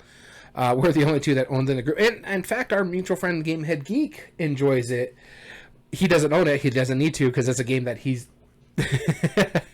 But it's a pick-up deliver during the post-apocalyptic. It's got variable player powers. It's quite intriguing. I enjoy this game a lot. I enjoy the mess out of it. In fact, this was a game I was hunting for the longest time. And the wife got it me for Christmas one year, and I'd just been enthralled with it. I enjoy it. They mentioned it earlier. It has one of the best inserts for a board game. Yep. And it's, in fact, I think is one of the first games that Game Tray started making stuff for. So that's intriguing that this game itself pretty much helped the company out. It did. It's very complicated, so it is not winning ease of play. No. I Not think against the game. there's more meaningful choices slightly in Wasteland Express Delivery, but for when it comes to impacting your player strategy, the other two I think goes to the game because there are arbitrary choices in Wasteland Delivery. Yes. In the game, you impact everybody's strategy because it's such limited communication. Game immersion, I give to the game as well. Yep. Unfortunately, just because that I've played the mess out of the game, more so than Wasteland Delivery. And don't get me wrong, I really get into Wasteland Delivery. I do feel like I'm post-apocalyptic. I'm going to go fight those Mad Max people over there, legally distinct from. And I enjoy that concept of it. There is flaws. I will highly admit it because it's a long game because you have to get 3 goals before every other people, and it actually takes a bit to get those goals done. So it's very long. So it's not it'll win replay value for at least the minimum number of plays for the full experience. Sure. That's it. Yeah. And because it doesn't have an expansion and the length of time it's long. I can play probably 6 to 10 games of the game before I'm halfway through the other game. That's how long it can be. It wins art and production. Yeah. So, okay, you ready? I'm going to say some nice things about it. I am. Ready? That insert is absolutely there 100%. That is a great insert. Game Trace did a fantastic thing. And the art, I love that art on it. That is great art. I was genuinely excited when I saw that art. I'm like, that looks cool. I'm excited. That's awesome. Also, the little vehicles are pretty cool. The vehicles are really cool too. And the production is just, it's Through the really roof, good. yeah. Through the roof. It does a great job as what it's doing. And actually, I like that theme a lot. I actually like post-apocalyptic theme quite a bit. I'm not as immersed into it as you are, but obviously that theme is way more intriguing than we're playing the game. Yeah, and that's it. Like it's not a big deal. But when all's said and done, those are the top tiers for me. Like I like the art, I like the theme. They definitely didn't skimp out on the components. But Pandasaurus did what they as best as they could with that game. Yeah, but the thing is, I like the game. A lot of people like the game. Yeah. I just think the game is actually a better game. Yes. When we're talking in context by our criteria. Out of those two, if I would choose either one, I would choose Wasteland Delivery to play personally. Right. But the game is quicker. It's got a lot more choices in it. There's a lot of... and don't get me wrong, there is memorable moments in playing Wasteland Delivery when stuff happens and when you're fighting and you're trying to steal stuff from other people or fighting the bandits that are on the board. But the game, just the talk, like, don't play there. I could take care of it. Why'd you touch it? I told you not to touch it. Don't touch it. That kind of stuff. The It's game so immersion. immersive. Yeah. Good deal. And our last round of the quarterfinals is Ohanami versus Machi Koro. And Daniel, you'll be starting us off for this one. I know which one I want to move on. Yes. Just because I like that game a lot, and I've only played it once. Yep. You need to buy a copy of it. I gotta get me a copy of it. Yeah. It's really I good. do have a version of the other one. Yeah. A version. Yeah. Apparently I'm getting Machi Koro because both got pulled out, and that was the first one I saw. Okay. Sounds like a plan. So I don't know how that happened. Let's just throw that I will down. argue for either one. Sorry Stop about that. breaking things, sir. Well, Sir. this is a lot bigger true. cup of doom. Right. So it's We're not harder. used to the shenanigans. Yeah. So I am arguing for Machi Koro. What there to say that we haven't really said for Machi Koro? This is a pretty good game. For me personally, it only got replaced because Space Based is just for me a better game. But I like this one. In fact, when I mentioned it about Silver and Gold, Machi Koro walked for Space Base to run, Yes. in all honesty. Yep. So it's basically you're just rolling 1 or 2 dice on your turn, depending on how many buildings you already have out. And you're just trying to build your city before everybody else. Because I think you're supposed to get like for the first one, it's like 6 cards? For the base game, it had 4 landmarks. With the expansion, the harbor, it added 2 additional landmarks. yeah. Plus the city hall. So he knows it more than I do. So, I've played every version of Machi Koro. But you're basically trying to be the first one to do that. Right. It's one of the first games that you want to pay attention to other people's turns as well, because Yes. there could be a possibility for you to get resources off of it, depending on what you have in your tableau. And I think it's the red stores that basically, hey, he rolled a 3, he's coming over to my burger shop, that sort of thing. And when you get to a certain point, you're allowed to roll 1 or both dice. Yeah, once you build your train station. Yeah, once you get to a certain point, which is the train station. Unless you have Machi Koro 2. Okay. We'll talk about the differences here in a minute. Yeah. Like we're talking about Machi Koro, so I've never played Machi Koro 2. So, no, I still have to go through Legacy. I have that one up there. That's true. So yeah, Machi Koro is a phenomenal game. It's quite simple, really easy to play. It gives you a lot of meaningful choices out there, what you're building, what you're doing. There is arbitrary choices in a sense because you're beholden to a die roll. Yeah. And if you're rolling like crap and not getting the resources you need to help you buy better things, then what can you do? Right. I wouldn't really say it's a very immersive game when it comes to theme matching the mechanism per se, but it does lead to a very well, I lost my train of thought, but it leads to a lot of memorable moments in this game, especially when I played with you and your wife, and she was so happy every time you rolled like a number, and she was like, "Give me money, give me money now." Yep, she likes to play the red cards quite a bit. That's all. It made me intrigued because you just kept rolling reds that entire time. You know, like, here's my coin to you or whatever. Like, roll and hand money. Roll and hand money. Pretty much. I like what it's doing is with that one because you do the red cards first before you take money, if I remember correctly. Red, green, blue. So you go red first, you take money from the player who rolled the die. And it's basically, if that player doesn't have money, well, you don't get anything. And then he starts giving himself money. I like that concept because it's understandable. It allows people to stay in the game. Because if you put red last, oh, look, I got 4 coins. I could buy that thing. Oh, wait, no, because they took money away from me. You take money away from me every single time. No. Yeah. It's only if you had money before. I think it makes really smart choices in that. The art is phenomenal in this game. Yeah, it's really cute art. It's really decent. It's almost like minimalism, but it's still really attractive. And so it's one of the first games that during that the Japanese importing, Pandasaurus was one of the first companies that came over. Yep. And then there was just like a surge for like small Japanese games that were coming over, and Machi Koro really started it. My biggest complaint for Machi Koro, really big box for about that much components. Yep. Which is only the case in...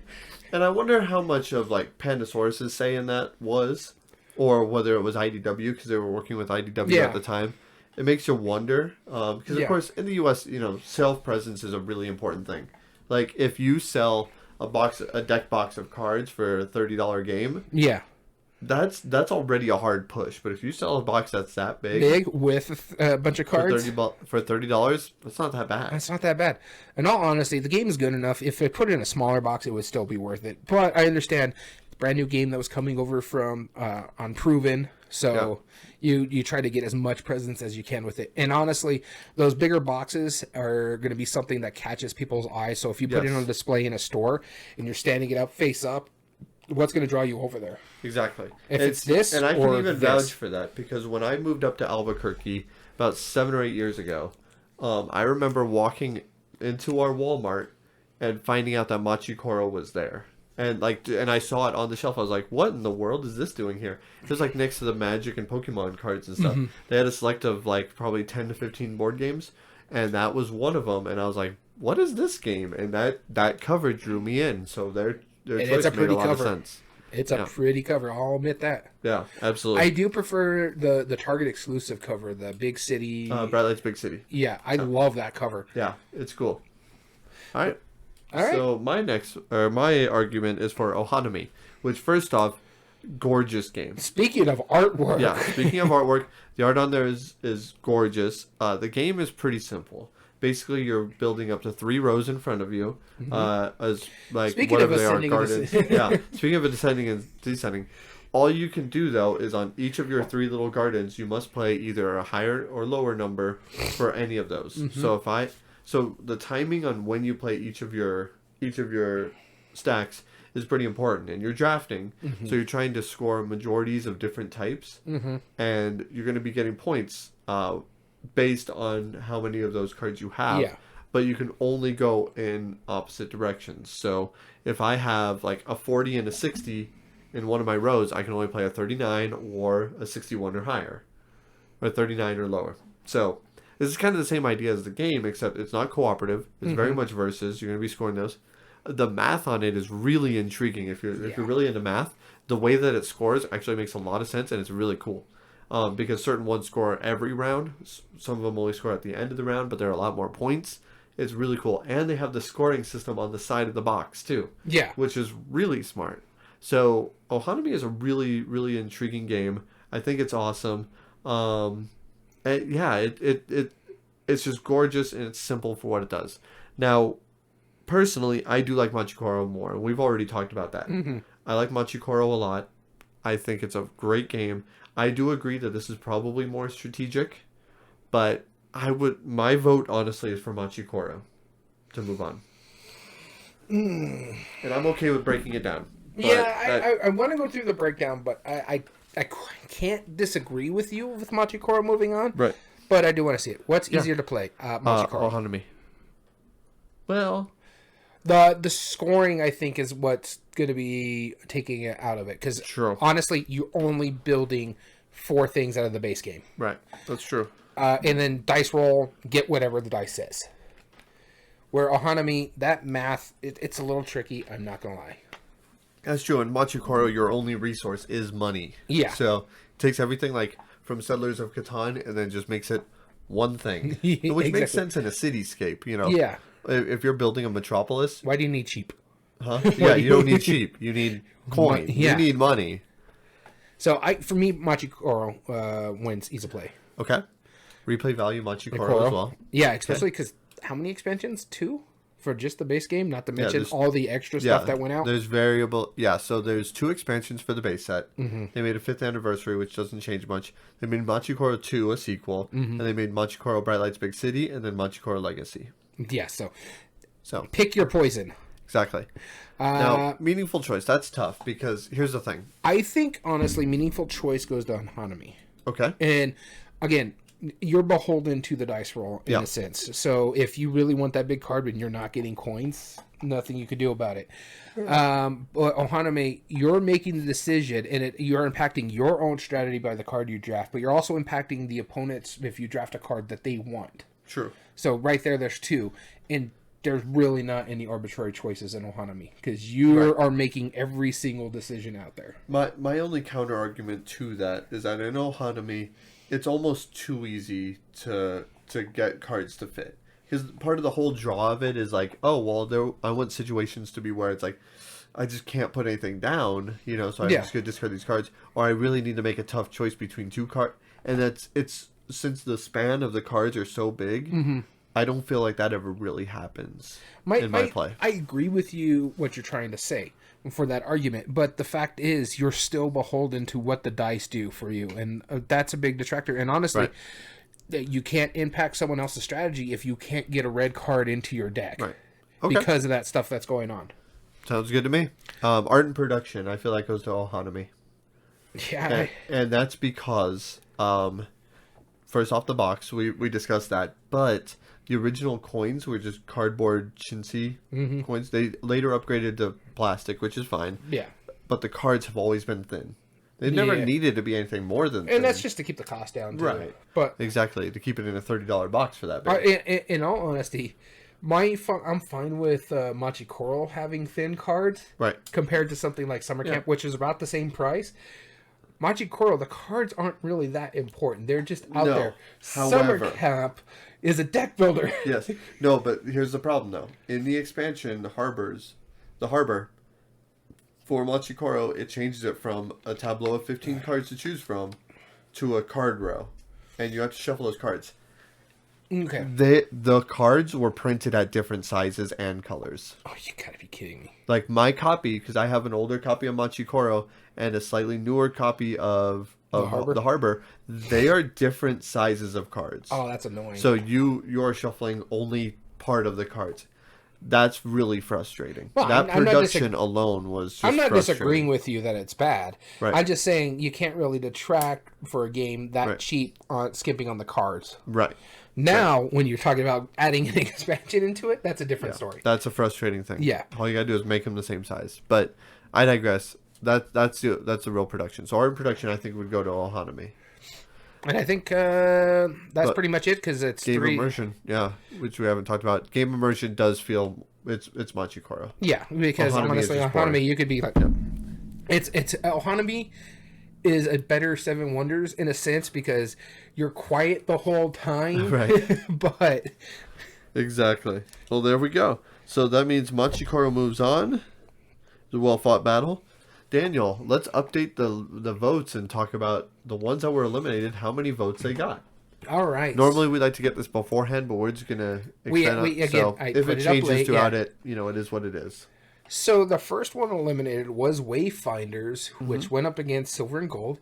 Wayfinders, I'm not seeing a vote for it. Nope, no votes for Wayfinders. Okay. A total of 0. Moving on to the next one, Sonora, which was eliminated next. It also got no votes. Yep. Next one eliminated was Wasteland Express, Which, which was our best vote getter. That was one that we posted. Mind you, Yep. it's not a lot. 3. right. Our number 3 got 3 votes. All right, moving on to the final one, Ohanomi versus Machikoro. Ohanomi got 2 votes. All right, there we go. So moving on, we have Silver and Gold going up against The Game. That's interesting. I've never thought I would have these two paired up, but I'm glad that they are. This will be intriguing. And then the number 2 seed, The Mind, versus the number 5 seed, Machikoro. That's another intriguing one. Yeah, most certainly. All right, well, let's see what happens in the next round on the semifinals. Daniel, I'm going to be starting between either Silver and Gold or The Game, the battle of the small card games. Honestly, there's 3 small card games and 1 slightly larger card game. Right. It's all card games from here on out, people. If you don't like card games, keep listening to the end. Machikoro could fit in The Game's box. Yes. No, I don't know. Maybe not with the coins and the 2 dice. Oh, yeah, okay. A slightly bigger box than Slightly The Game. bigger box, yeah. What? Those like Ultra Pro 100 card boxes that fits in there. Machikoro could fit in the Silver and Gold box. Because that Silver The and Game Gold, and Silver and Gold are the same size, aren't they? Oh no, Silver and Gold Silver is Gold's a little bit bigger because of the markers. That's right. It probably could. You're getting The Game. All right, The Game. So, The Game, we've already talked about it right now. It was an innovative new game. It took a very simple idea, is take numbers 1 through 100 and make it into a cooperative game that is rather immersive. There's a reason it was nominated for the Spiel des Jahres. There's a reason Silver and Gold has not been nominated. I'm not saying that's the only factor, but that's something worth noting, and a lot of people who follow it can see why. Yeah. The game really did offer something that was brand new. Now, before we go off, we got to talk a little bit about the Spiel des Jahres. yes. So, but go ahead. Wait, so are we going to talk about the recent announcements? Yeah. Oh, so you did watch the video that I sent. I didn't watch the video. I saw a post about it. Yeah. Oh, goodness. Okay. Are we really derailing this? Well, not right now. Let's do it at the end. Yeah. Okay. I was like, no, don't switch my tracks that quick. Okay. So the game, I mean, Spiel des Jahres is on my mind right now. It is. There's one pretty clear one, in my opinion, but we'll see. Yeah. Anyway, so the game, there's a reason it didn't win. I get that, but there's a reason it was nominated. Who did it lose to? Was it Camelot? That might have been. Oh, when was it? It wasn't Camelot. It might have been. Might have been the same year as Splendor and that. So we'll look into that while I'm explaining the game. Yeah. I do think the game, as far as comparing it to Silver and Gold, I think the game should move on personally. I do like it. If it's 2015, then that went up against up against. Oh, I want to say. I'm not looking. Splendor. Colt Express. Oh, Colt Express, yeah. And Machikoro. That's right. That's right. Machikoro was the other one. All right, anyway. So, that's going to stress me out now. Then we have 2 Spiel nominated in the same year. Could go head-to-head in the next round. It could go. We'll find out.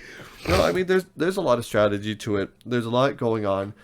It's not engine building, but it's not supposed to. You know? The game is in its own right is a legitimate strategy game. Being held to the communication standards that it has, the constraints that it gives you, saying, oh, you can say vague stuff like don't play here, or like my turn's going to be pretty good next turn. Yeah. Regardless, those are all really interesting ways to avoid saying I have a 10 or I have. Like, don't play here because I'm about to bump it back, Yeah. And that, I think, is part of the charm of the game. Yeah, That's what makes it really fun. You have the players who are really into, like, the card games really, really get into this theme because the whole premise is just like, okay, all right, I see what you did there, and let me do this, And then once all 4 piles really kind of get to their half, and everyone starts stressing, which happens a lot sooner than you think it should. Yeah. When you saw 50 cards to go through and everyone's like, we're in the 90s and under 10 on both of these rows, it gets pretty intense. I personally think that between the two, I think the game should move on. But we will break it down because I don't know that it will be the case. I don't disagree with everything you said. In fact, out of the 2, I would personally pick the game moving on too. I love Silver and Gold. I've established that I like Silver and Gold a lot. However, I think what the game does is so intriguing that it just has to move on for me. But we'll break it down. Okay. We'll go ahead and go to ease of play, which is easier. The game. Easy, yeah. Don't get me wrong, Silver and Gold is not complicated. No, but the game is you're just playing numbers. This is comparing poker to blackjack. Yeah, to blackjack. Yeah, it's like blackjack is simpler, but that doesn't make poker hard. Yeah, exactly. Replay value. That would be Silver and Gold. Silver and Gold. Okay. Meaningful choice. The 100% game. The game. Yeah, I agree with you wholeheartedly. Yep. Game immersion, we'll go back to that in a minute, but art and production, I'll say Silver and Gold. Yep, because of the dry erase cards. And markers that actually come in the game, and it's still pretty cheap. And there's good markers, too. Yeah, they're better than most. Yeah, some of, like, St. Malo. I have to get actually... Those aren't dry erase markers. Those are just drying markers. Yeah, the board just soaks them in, and then you're like, did I drone that? I don't know. So art and production goes to Silver and Gold, but game immersion for me personally hands that go game. I agree. The game moves on. Wow, I'm surprised we're in consensus about that.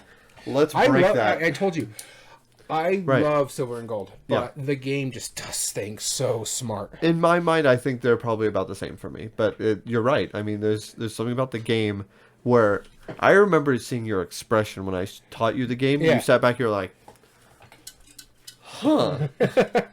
So much so I went. Okay. No, I had already bought the game. You're like, I could show it to you right now. Yep. And Yeah, so I'll we teach you real quick. It's super easy game. because I got it at like Target for like $10, if not less. It's cheap. Wasn't expensive for sure. And our next semifinal, you'll be starting us off with The Mind. again. You've done a great job of arguing it so far. Keep it up. I don't think it's moving on. Wow. The reason being is that it is good for what it does, Okay. but when we're talking about the better game, the only thing that Machi Koro cannot beat The Mind in is meaningful choice. Art and production is way better. What about ease and play? Okay, I'll give you ease of play too. Mind you, roll some die, choose what you're going to get based on the die roll. Fair enough. Not that hard. However, The Mind is a good game for what it does. Machi Koro, hands down. Hands down. Well, 2 expansions versus the Extreme. no, the Game on Fire is an expansion. Or no, that's not. That's a No, different we're game. not talking about the game. You're right. We're I'm thinking talking about the Mind. No, but they have a promo card which goes to level 13. Okay. A promo card. It would be impossible fact- to expand that game. You You have to have 0.5 to like numbers. Like, come on. In There's, fact, yeah. we actually eliminate promo cards as expansions. Agreed. That was one of the criteria we agreed upon. But no, get me wrong. I like the Mind for what it does. Again, it's a nice activity. It's a good team building, bonding moment. But it's going to be hard to go up against something like Machi Koro because Machi Koro is much more game. It is. It is much more game. And I do agree with you. With meaningful choice, there is a lot of meaningful choice in the Mind, as well as ease of play. What tips it over is game immersion. That's what hands down does it. Because the Mind, as much as it pains me, because I do prefer Munchie over the Mind. I really do. But I like them both. The reason why the Mind should go on is because when you get into that mental space of playing the Mind and you're reading other people and you're tuning in to this time thing and you become another level, which is the whole point. It's supposed to say, oh, the Mind, you are this like fantastical, like you're reading each other's minds, you're building to euphoria. The theme doesn't make sense, but really it's one of those things where it's like you play on another level if you and your friends are getting good at this game. Yeah. Like you really tune into each other, which is unlike any other game. That immersion, I mean, the way you're table talking without saying anything. You have those memorable moments when you actually pull it off. The game matches the mechanism because the Mind, you are straight up trying to use your mind to play the cards when they need to play. Now, I get why people discredit it right away. They're like, oh, well, like, it's just all random. No, it's not random. Like, people claim that it's like, oh, well, you could just cheat by just, like, counting in your mind. It's like, okay, everybody counts at a different pace. Have you ever seen, like, those videos of people, it's like, all right, like, I'm going to click start on my phone. You click stop as soon as you think it hits a minute. Nobody's even close on those. And that's the point. It's like, well, what if we're all looking at the clock? Well, then why don't you just say you won anyway? Like, because you're cheating. Yeah, that really takes out the spirit of it. But there was a story that I heard on one of the podcasts. Okay. And I'm going off on a little tangent, but they were talking about the game. And people who play The Mind. The Mind. And people who play bridge, like, for decades, right? With the same group of people, they are able to communicate information but with the play of a single card. And not because they've planned it, they're not trying to cheat or anything. It's just they've tuned into each other so much to that point where it's like, okay, if I lead with a 9, like that signals this, and this to all my other players, and they're gonna try and take the bets or the tricks from me. Then there was a story of people who are bridge fans, and they went and picked up the Mind and was like, okay, what's this? And they started playing it and playing it and playing it. To the point where they, like, within the next couple hours, they figured out their timing, they figured out how they're playing it, and throughout the game, they solved it and played the entire Mind and ended up winning. But then right after that, they put it back because they're like, we've done it. Like, we've succeeded in what we needed to do. Like, then it was no longer a game for them. Yeah. But that's a super immersive thing. Now, I'm not saying Machikoro is devoid of strategy. In fact, I would be hard pressed to say that this necessarily is strategy in a way, because I don't know if tuning into the other players is something that I would consider It's not long-term really strategy. Right, exactly. It's not tactics either. It's this other weird third category that doesn't exist in Well, it's kind of meaningful like choice. people who've been married long enough. You can kind of be attuned to how they're doing it. It's not. Right. It's not part of the game. It's not strategy. You just know your partner's moves. That's to me. That's not Yeah. too much of a meaningful choice, especially Right. if you play this game over and over with people and you kind of figure out their quirks and stuff Exactly. like that. It's like when me and my wife say, it's like, well, when we finish each other's and I say sentences, she says meals and then has the last bite. You know, it's the same thing. Right? Yeah. No. So you're saying the mind should move on. I do think the mind should move on. All right, let's go to this quick aspect of it. You saying Isa play the mind. Yes. I agree with you on that. We're both in agreement on production goes to Machikoro. Agreed. Replay value Machikoro. Game So immersion. that's 2 and 1. Game immersion, you're saying the mind. Yes. I have to agree with you on that. I just think meaningful choice itself is what's tough for me because, in fact, yeah, you're impacting other people's strategy, but Right. it's going to be completely different if you're playing it with people you don't know and people Right. with you do know.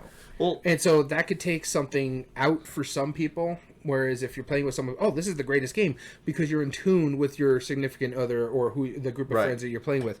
If I'm playing this at a store, that could actually take me out of the game because I'm not in tune with them. So it can mess with people itself. So it's not really more about strategy. It's just Right. feelings. let's think of this a different way, as the mind tends to make us do. Mm-hmm. In a way, and hear me out on this, the mind is almost a dexterity game.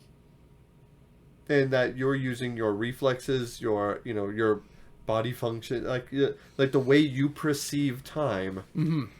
In a way, the mind is a replicant of that, to where you are trying to time and judge your reflex based on the numbers you have and what you think the others statistically might and how they are acting. Do you agree that that could almost be a dexterity game in a way? Like more than it is strategy is what I'm saying. Like, Yeah, it's not really strategy. It's more so like a poker player who's good at reading people's body Right. languages would really do good at this game. But is that really Is that a that- strategy is or is that reading a people- skill? That's a question. Is that a meaningful choice if you've gotten to that level where you can just read people that are trying to bluff? That's interesting. Yeah. So to me, this is just it's very hard. Whereas Okay. you can impact other people's strategy in Machikoro, and you can impact your own strategy. The only Right. thing that hurts Machikoro is the arbitrary choices. There's not really arbitrary choices in the mind. Right. And actually, and this is something we haven't touched base on too, is the shuriken cards.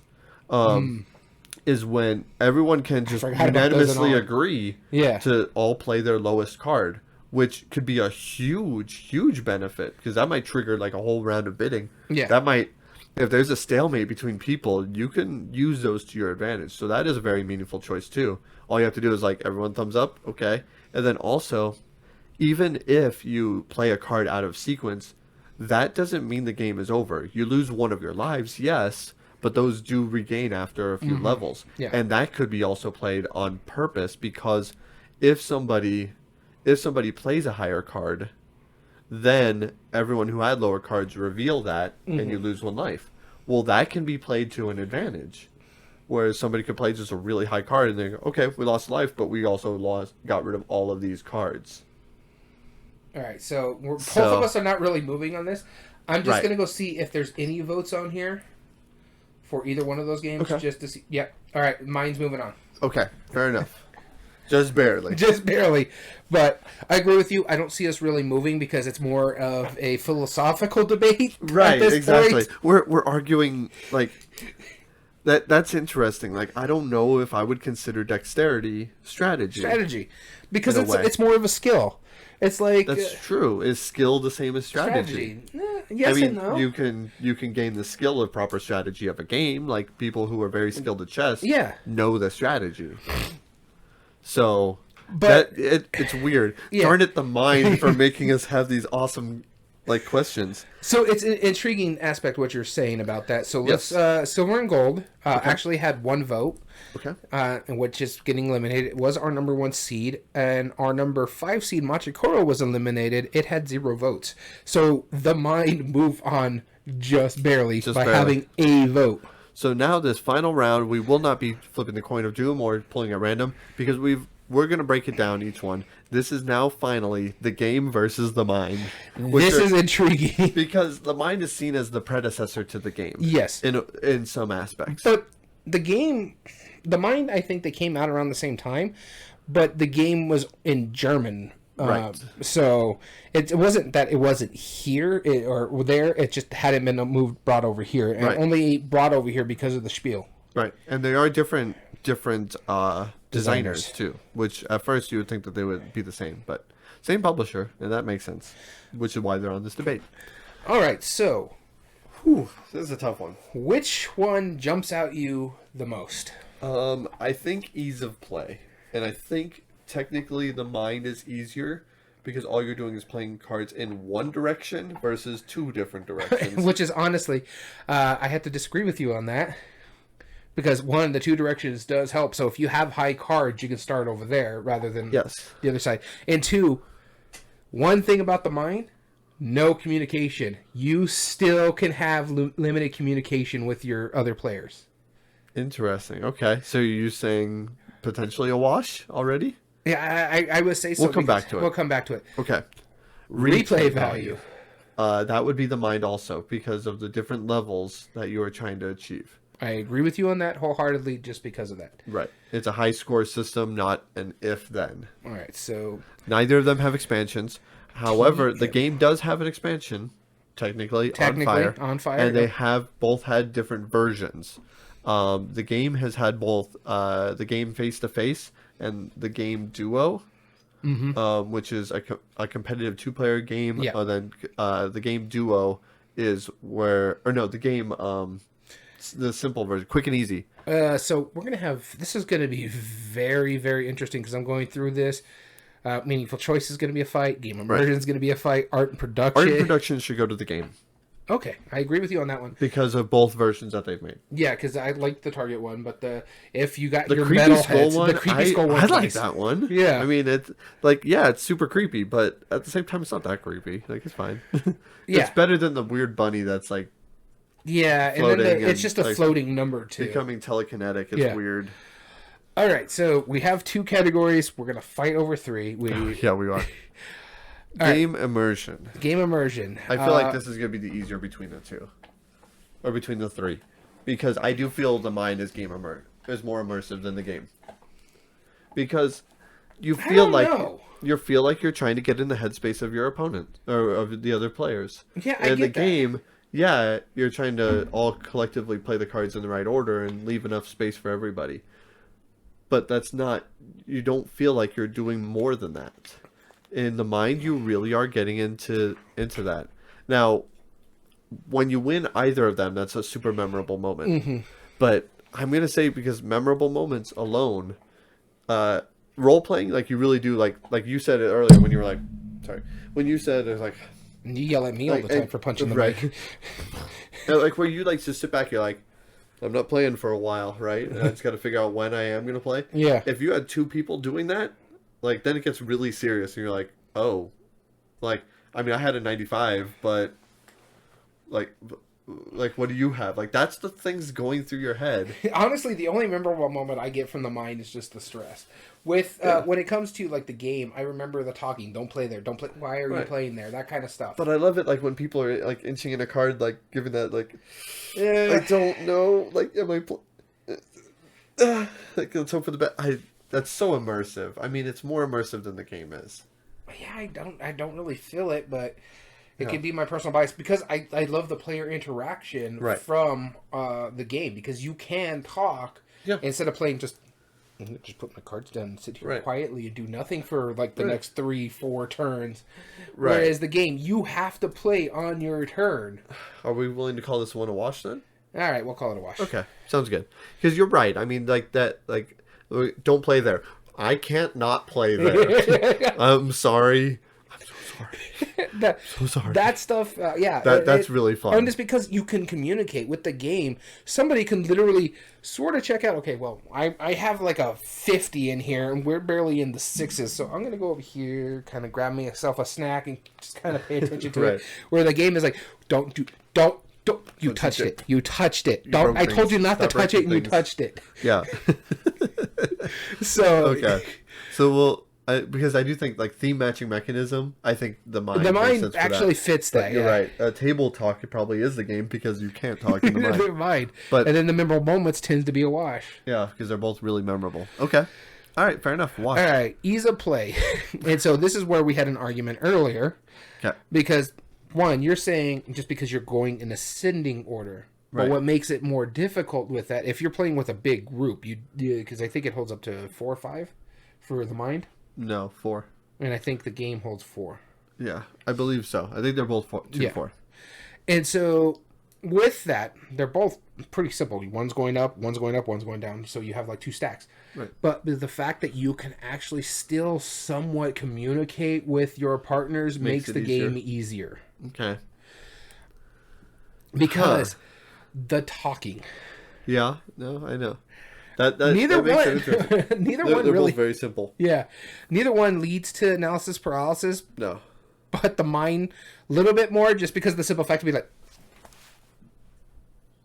oh wait, what did I have? Yeah, they're both very simple. I mean, because they're both technically doing the same thing. You're coming in order. Yeah, and so all right, I'm willing to call this one a wash as well. Okay, so simplicity and familiar the mechanism.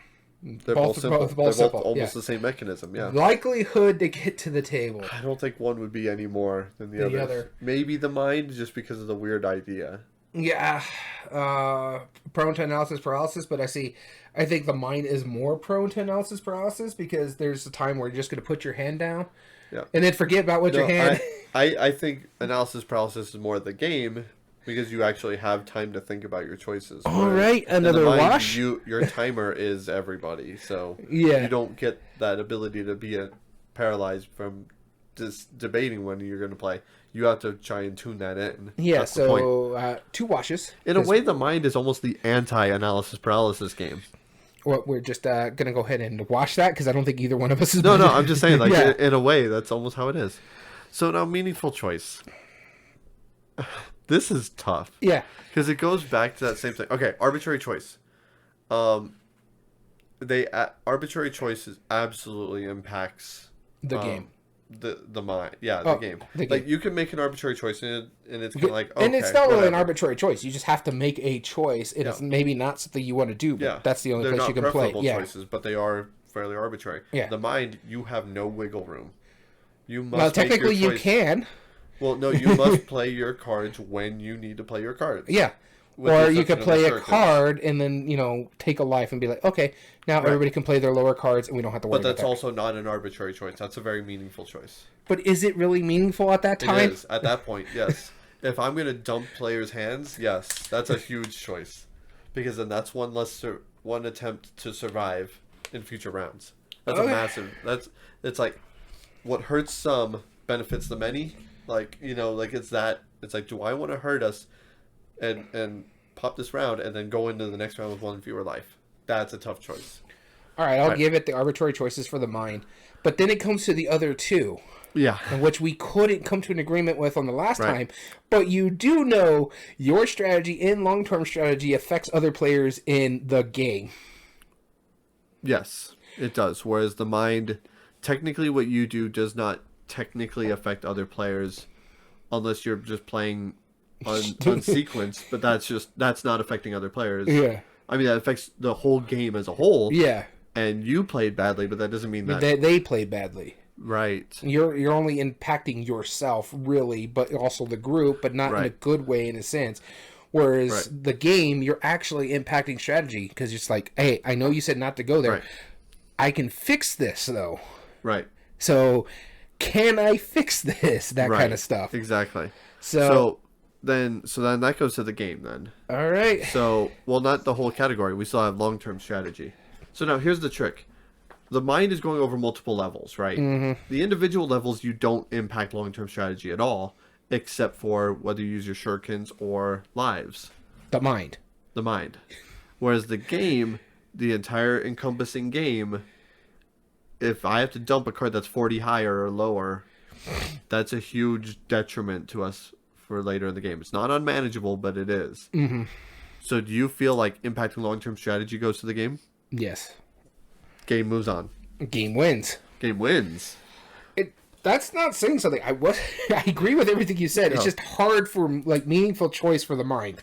Yeah, because it's an interesting debate. Yeah, exactly. We need to go into we need to take a course in philosophy just to really break into that. Yeah. Like, because is strategy like what is the definition of strategy at this point? Like, are we talking like what about Jenga? Like, can you have strategy in Jenga? Like, I know rock paper scissors you can. Because in rock, paper, scissors tournaments, like world tournaments, you are allowed to belittle opponents, like shout straight in their faces, like demand that they do stuff. Like you get in their headspace on purpose. As long as both of you throw on 3, you know, it doesn't matter. But all the pregame, oh my god, you could be a monster. You should watch a documentary on that. It's fascinating. It really is. No, I'm not. It's so demented. I'm not doing it. I would never do it in my life. It sounds like it's just the worst. Yeah, watching that documentary does sound like the worst. Hey, NPC Aaron. How's it going? Yeah. You just missed an intriguing argument. We're pretty much in line the entire time. Yeah. Let's pick your brain, Aaron.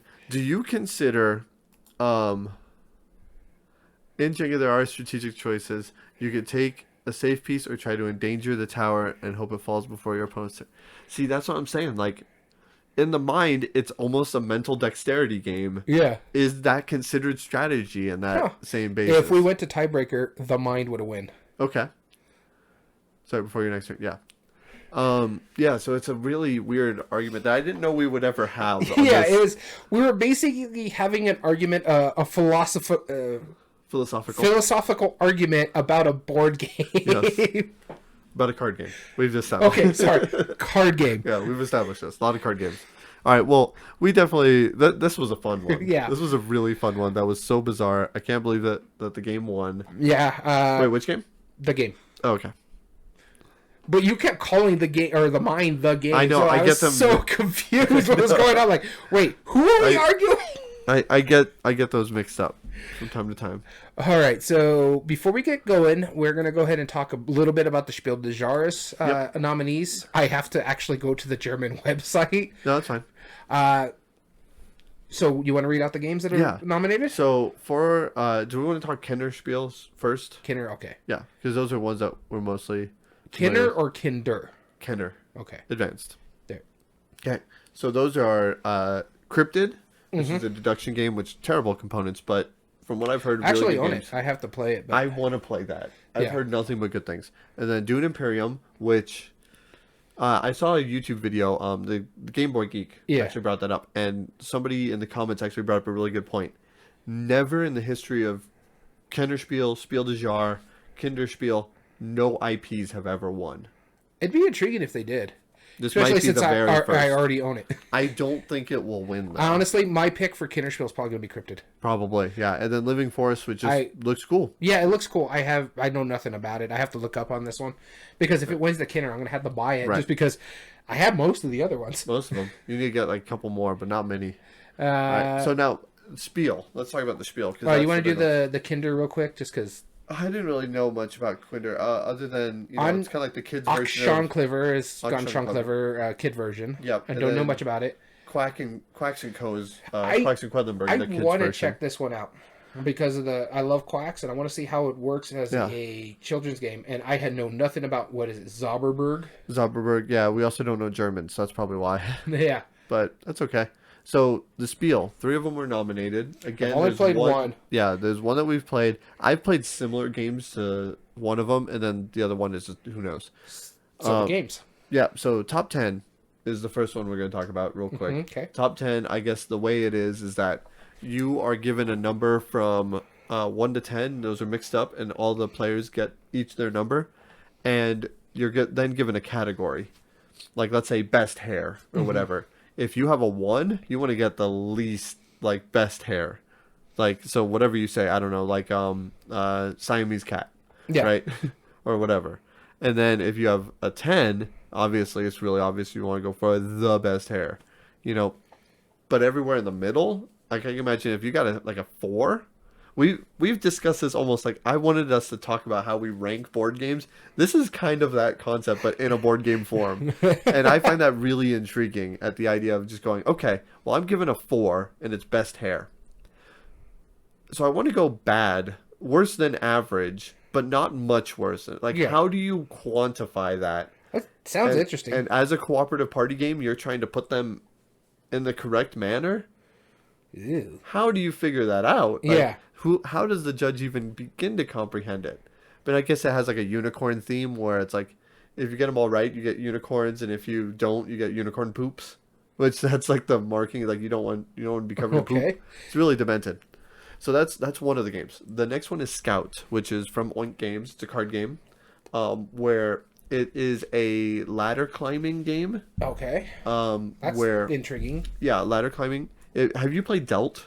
No. Wait, which one's Dealt? Delt was where you had your hand set in stone, and you have to play ladder climbing from your hand, but you can never change the order of your hand. It was an Amigo card game from about a year ago. Yes, it's the one that had really bad like Yeah, patterns on it. It was just checkerboard patterns. Yeah, really it weird. was. It drove my ice yeah. insane. Yeah, no, we played it So- because you owned it. Yeah.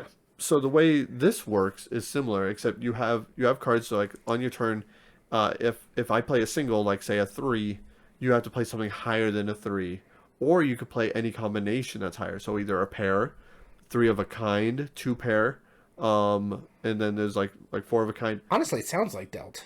It's very similar. 'Cause The you could catch play- to it though okay. is that each card is split in half, and the other side of the card is a different number. So you still can't change the order of the cards, but there are times where you could flip your whole hand over and it'll be a different set of cards. So a good example that I saw was like, imagine you had a 5, a 4, like an 8, and a 3, right? You're like, I want to play the 5, 4, and 3, but I got to get this 8 out of here. How could you flip your hand to play those cards to negotiate that idea? Yeah. And it's not like as obvious as you think. Like a 1 doesn't turn into a 9 automatically. There's all sorts of combinations there. So your other half of the hand could be totally different. Which that's based off of an older game called Split, where you had split cards, and they were basically poker cards, but they had the split, and they were different cards on opposite sides. Okay. So I'm just looking at these things. I don't read German, but I'm kind of getting clued in. It has to be 4 to 9 people for top 10. And then the other Scout is 3 to 5, because I know for a fact the other game is 1 to 4. There is a solo variant in it. Right. And so the final one that we're going to talk about is Cascadia, This one we have played. which is the ones that we have played. It's definitely a shoo-in. Yeah, it's my pick. Way you describe Scout, I can see it winning that. I don't know if top 10 will make it. I don't know if Scout will, because it sounds intriguing, and I like card games like this. Yeah. But it brings nothing new to the table. The only reason I see top 10 can doing it is just because lately the Spiel des Jahres has been going lighter. Yeah, it's been going party games. Like Micro Macro was last year. But then before that, Just One. Just One, yeah. I'm surprised So Clever or So Didn't get Clover nominated. isn't nominated, honestly. I do think it should have been. Some of these are... Trek 12 was actually in a nomination. Yeah, these are the recommended lists. So, Seven Wonders Architects, Echoes, which is cool. Magic Clever. Rabbit, So Clover right there. So Clever. Yeah, okay. So Clever was recommended. Yeah, but I mean, out of all these, Cascadia is more so like an Azul type game. Yeah, I can believe that. I could see Cascadia doing it, one, because it's got great artwork, and then two, it falls into the simplicity that they've been going for the Spiel des Jahres. Yeah, at least as far as, Because you're basically just picking a tile and a creature. If you have something that allows you to switch it up, then but it's not that hard, and you got to put it in there and try to score based off those cards. We're saying it probably because we have played it and know how simple it is. That's true. But like I said, I could see top 10 making it because they've been going party games lately, and it, from what you were describing, seems a bit simple. co-op party games. And it seems a bit simple. Scout, honestly, I could see it as a dark horse because it's doing something that's already been done, but just with a little twist. Yep, nice little nuance. Yeah, I like the mind. My pick, though, Cascadia. Okay. What's yours? I would say probably the same. Going Cascadia to as the well. Kinderspiel, I'm just going to say Quacks & Co. I know nothing about these games. I'm just Yep. making that pick. Sure. Just to put it out there on the record. Yep. And then my pick for Kinner is Cryptid. I think Dune Imperium has a chance, but I think Cryptid is going to win it. Yeah. My guess is going to be Living Forest. And that is because I know nothing about it really. And I really want it to come to the United States. And if it wins, it probably will. Pegasus Spiel is going to bring it no matter what. Probably. Just because of the nominated. nomination, yeah. I don't know any of the other games that were also recommended for the Kinner. Coral, Witchstone, and Arc Nova. You know that Arc Nova, yeah. It's just the German version of Arc Nova. Yeah, Arche Nova. But I saw Fairyland and I'm like, I'm surprised it didn't get into the actual Kinner. I'm not. I knew it was going to be too difficult. Yeah, the scoring is a bit much. Like, I mean, it doesn't have to be like a super simple game, especially for Kinderspiel, but it doesn't, like, Arc Nova, it's super hyped here in the US. It's super big. Everyone likes it. I did like it too. Mm-hmm. I'm not surprised that it wasn't nominated because those are streamlined. The other ones seem to be... Honestly, I think the only reason it didn't get nominated is because of the scoring, in all honesty, because that scoring is a bit difficult and you don't really end up with negative. You just need someone to be in positive to win. Right. And so it's difficult, but I actually was fine with it. So with that being said, let's call this a night for the podcast. That's right. This has been a great episode. Very intriguing. Glad we got to talk about some Spiel des Jahres. And I'm curious to see what happens. Which one wins? When do they announce it? Like sometime mid-July or June. Yeah, it's mid-July, I think. Yeah, I believe so. It's like right before the 4th usually. Right. Yeah, so it'll be right there. Either way, we'll see it when it happens. With that being said, we want to thank you so much for tuning in. If you ever want to join us, like any of our friends, on a live episode, please join us at twitch.tv/everydayboardgames. As well as you can find all video re-uploads on YouTube at Everyday Board Games 2020. And if you like what we do there's 3 things you can do to help us grow on that platform. Subscribe if you're not, like the video, and comment down below and tell us your thoughts on the subject. As well as all audio versions can be found on most podcast platforms under Everyday Board Games Podcast. This includes Spotify, Google, Amazon Music, and Podbean. And also, if you want to reach out to us directly, give us ideas for future episodes, invest in any future contests that we may have, or just come in to say hi. Email us at everydayboardgames2020@gmail.com. As well as you can also contact us on our official Twitter account at EBG Podcast. So we want to thank you so much for tuning in. As always, I've been your host, Daniel. And I've been your host, Daniel. And we want to thank you for listening to Everyday Board Games. And remember, every day is a good day for board gaming.